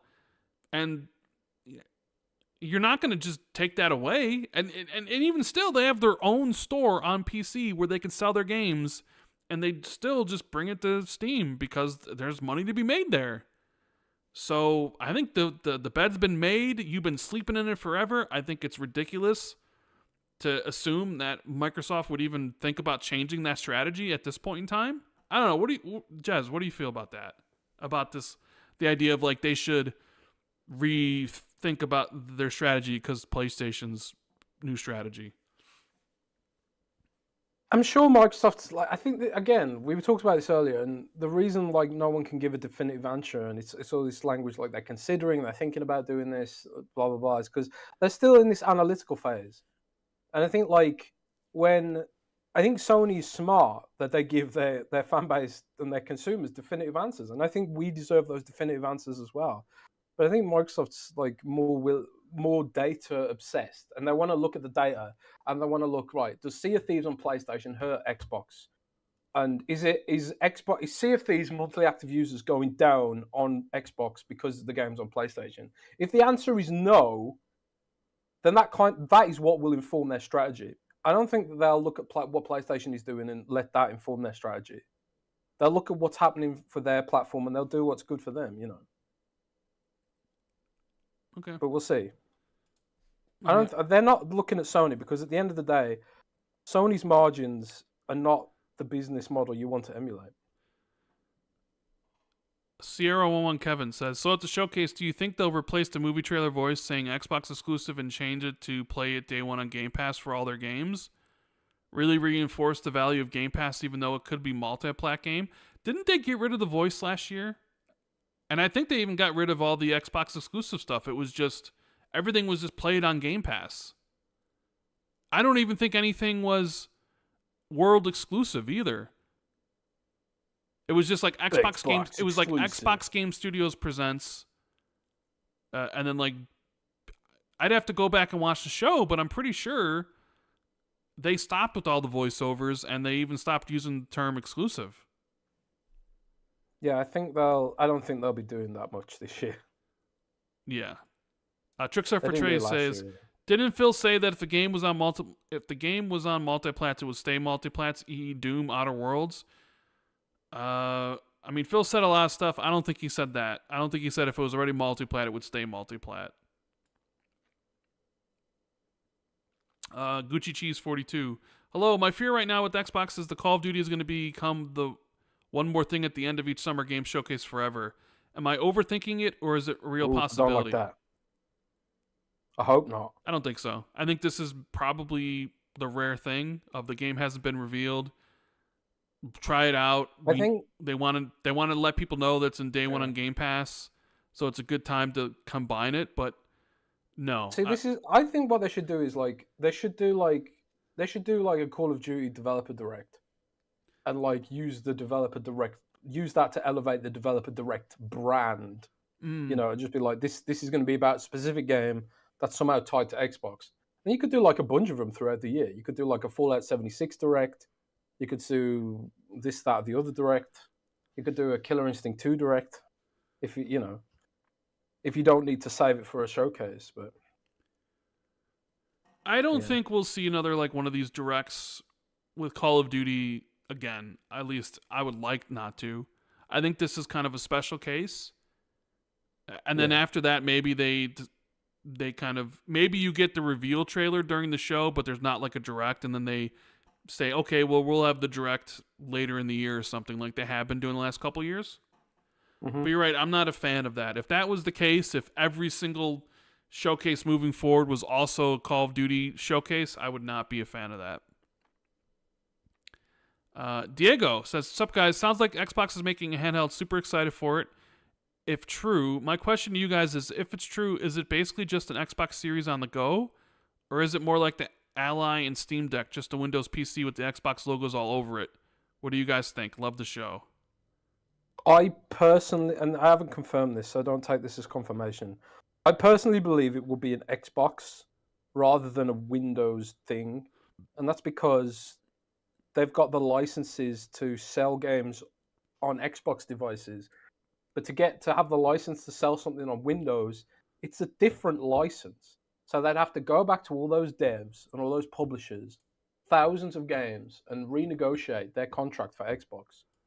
So I think it might be some kind of weird hybrid where they can say to publishers, hey, look, this portion of the device is an Xbox, but we do let you dual boot Windows or something on it so you can get Steam.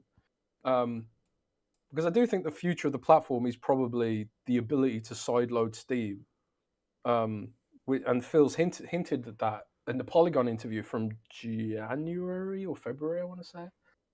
So I do think the future of the platform is having the ability to run Steam games. But I do think this Xbox handheld will be an Xbox with the games you own today running on it. Okay. That's my belief, and that's what it should be. If it's not that, if it is Windows, I'm kind of in the camp of why bother, because you've got your partners doing that already. Asus, the new Asus one looks really good. They've doubled the battery life. They've doubled the RAM. Well, not doubled the RAM. They've added another 8 gigabytes of RAM, I think. So, I'm probably going to buy that, to be honest, because it looks absolutely great. But yeah, why bother if you've already got partners doing Windows devices? I think this needs to be an Xbox device first. But yeah, we'll see. Yeah. Andre with the $10 super chat. Rand, given that the Xbox 2 is one of the most renowned gaming podcasts out there, well, I don't know about that. Have you ever considered changing your brand for something not related to other IP? Just Rand, perhaps? Also, play Outer Wilds. I mean, the name of my channel is Randall Thor 19, so it's not like it's something brand specific. Although I am mostly a Xbox centric creator, maybe that could change in the future. I don't know. I have no idea. I always think about this sort of stuff, but it's not like I'm not thinking about it. But thank you for saying that we're a renowned gaming podcast. That brings a smile to my face. Anyways, Jez, was it 5:45 there? 7:45 here in Chicago. Yep. I know you got dinners to go to. You make sure you tell everybody at dinner I said hi. I want you to go up to each one of them and says Rand says hi. If you could do that for me, That'd take a long time. I think there's like 15 people going. Yeah, I know. There's like 15 people that are going to be there. But still, you just going to be like, hey, guys, by the way, did the podcast with Rand today. He all says hi to everyone here that's at the show. Just so I want to say hi to everybody in chat. But yes, that's the end of the show. The last one, I don't know, when are we recording again, Jez? Because this is all up to you. When are we recording again? Because we got the showcase on Sunday. Friday. You're probably going to be too busy, right? Yeah, it'll have to be next Friday. So it'd have to be Friday, because then you're traveling, so we can't do it Monday, and we can't do it Tuesday. Yeah, I get back on. We could do an Xbox 2 Ultimate on. Nah, you see. I get back on Wednesday. So yeah, the next show will be the 15th. No, 14th. Okay. Next Friday. So and then we'll do the 14th. Xbox 2 Ultimate on the 18th, Mm-hmm. and we'll do an Xbox 2 Ultimate on the 25th and the 2nd, and we'll just be doing back-to-back Xbox 2 Ultimates because we owe people quite a lot of extra ones at the minute. Yeah. Because of all the disruption, but yeah. Yeah. So next Xbox 2 will be on Friday for our. Well, at least mine and Jez's thoughts on the show. Not to say that I won't be doing a podcast without Jez. Maybe I'd do something with Gaz or somebody else on like a Monday or something. I'm probably going to stream the show on Sunday. So if you want to watch the showcase with me and we can have a good time, keep that in mind. But yeah, I want to thank everybody for tuning in on this Thursday. Appreciate all of you. Hit the like button, subscribe. If you want to buy something for your dad for Father's Day, you can always check out manscaped.com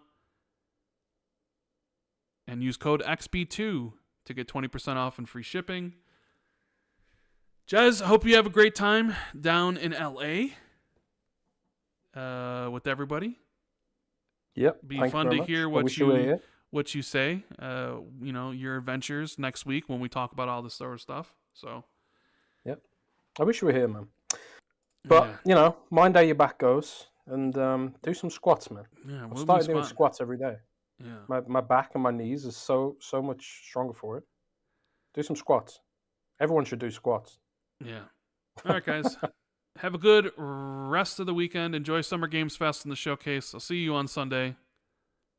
And keep gaming, everyone. Later. Rock and roll.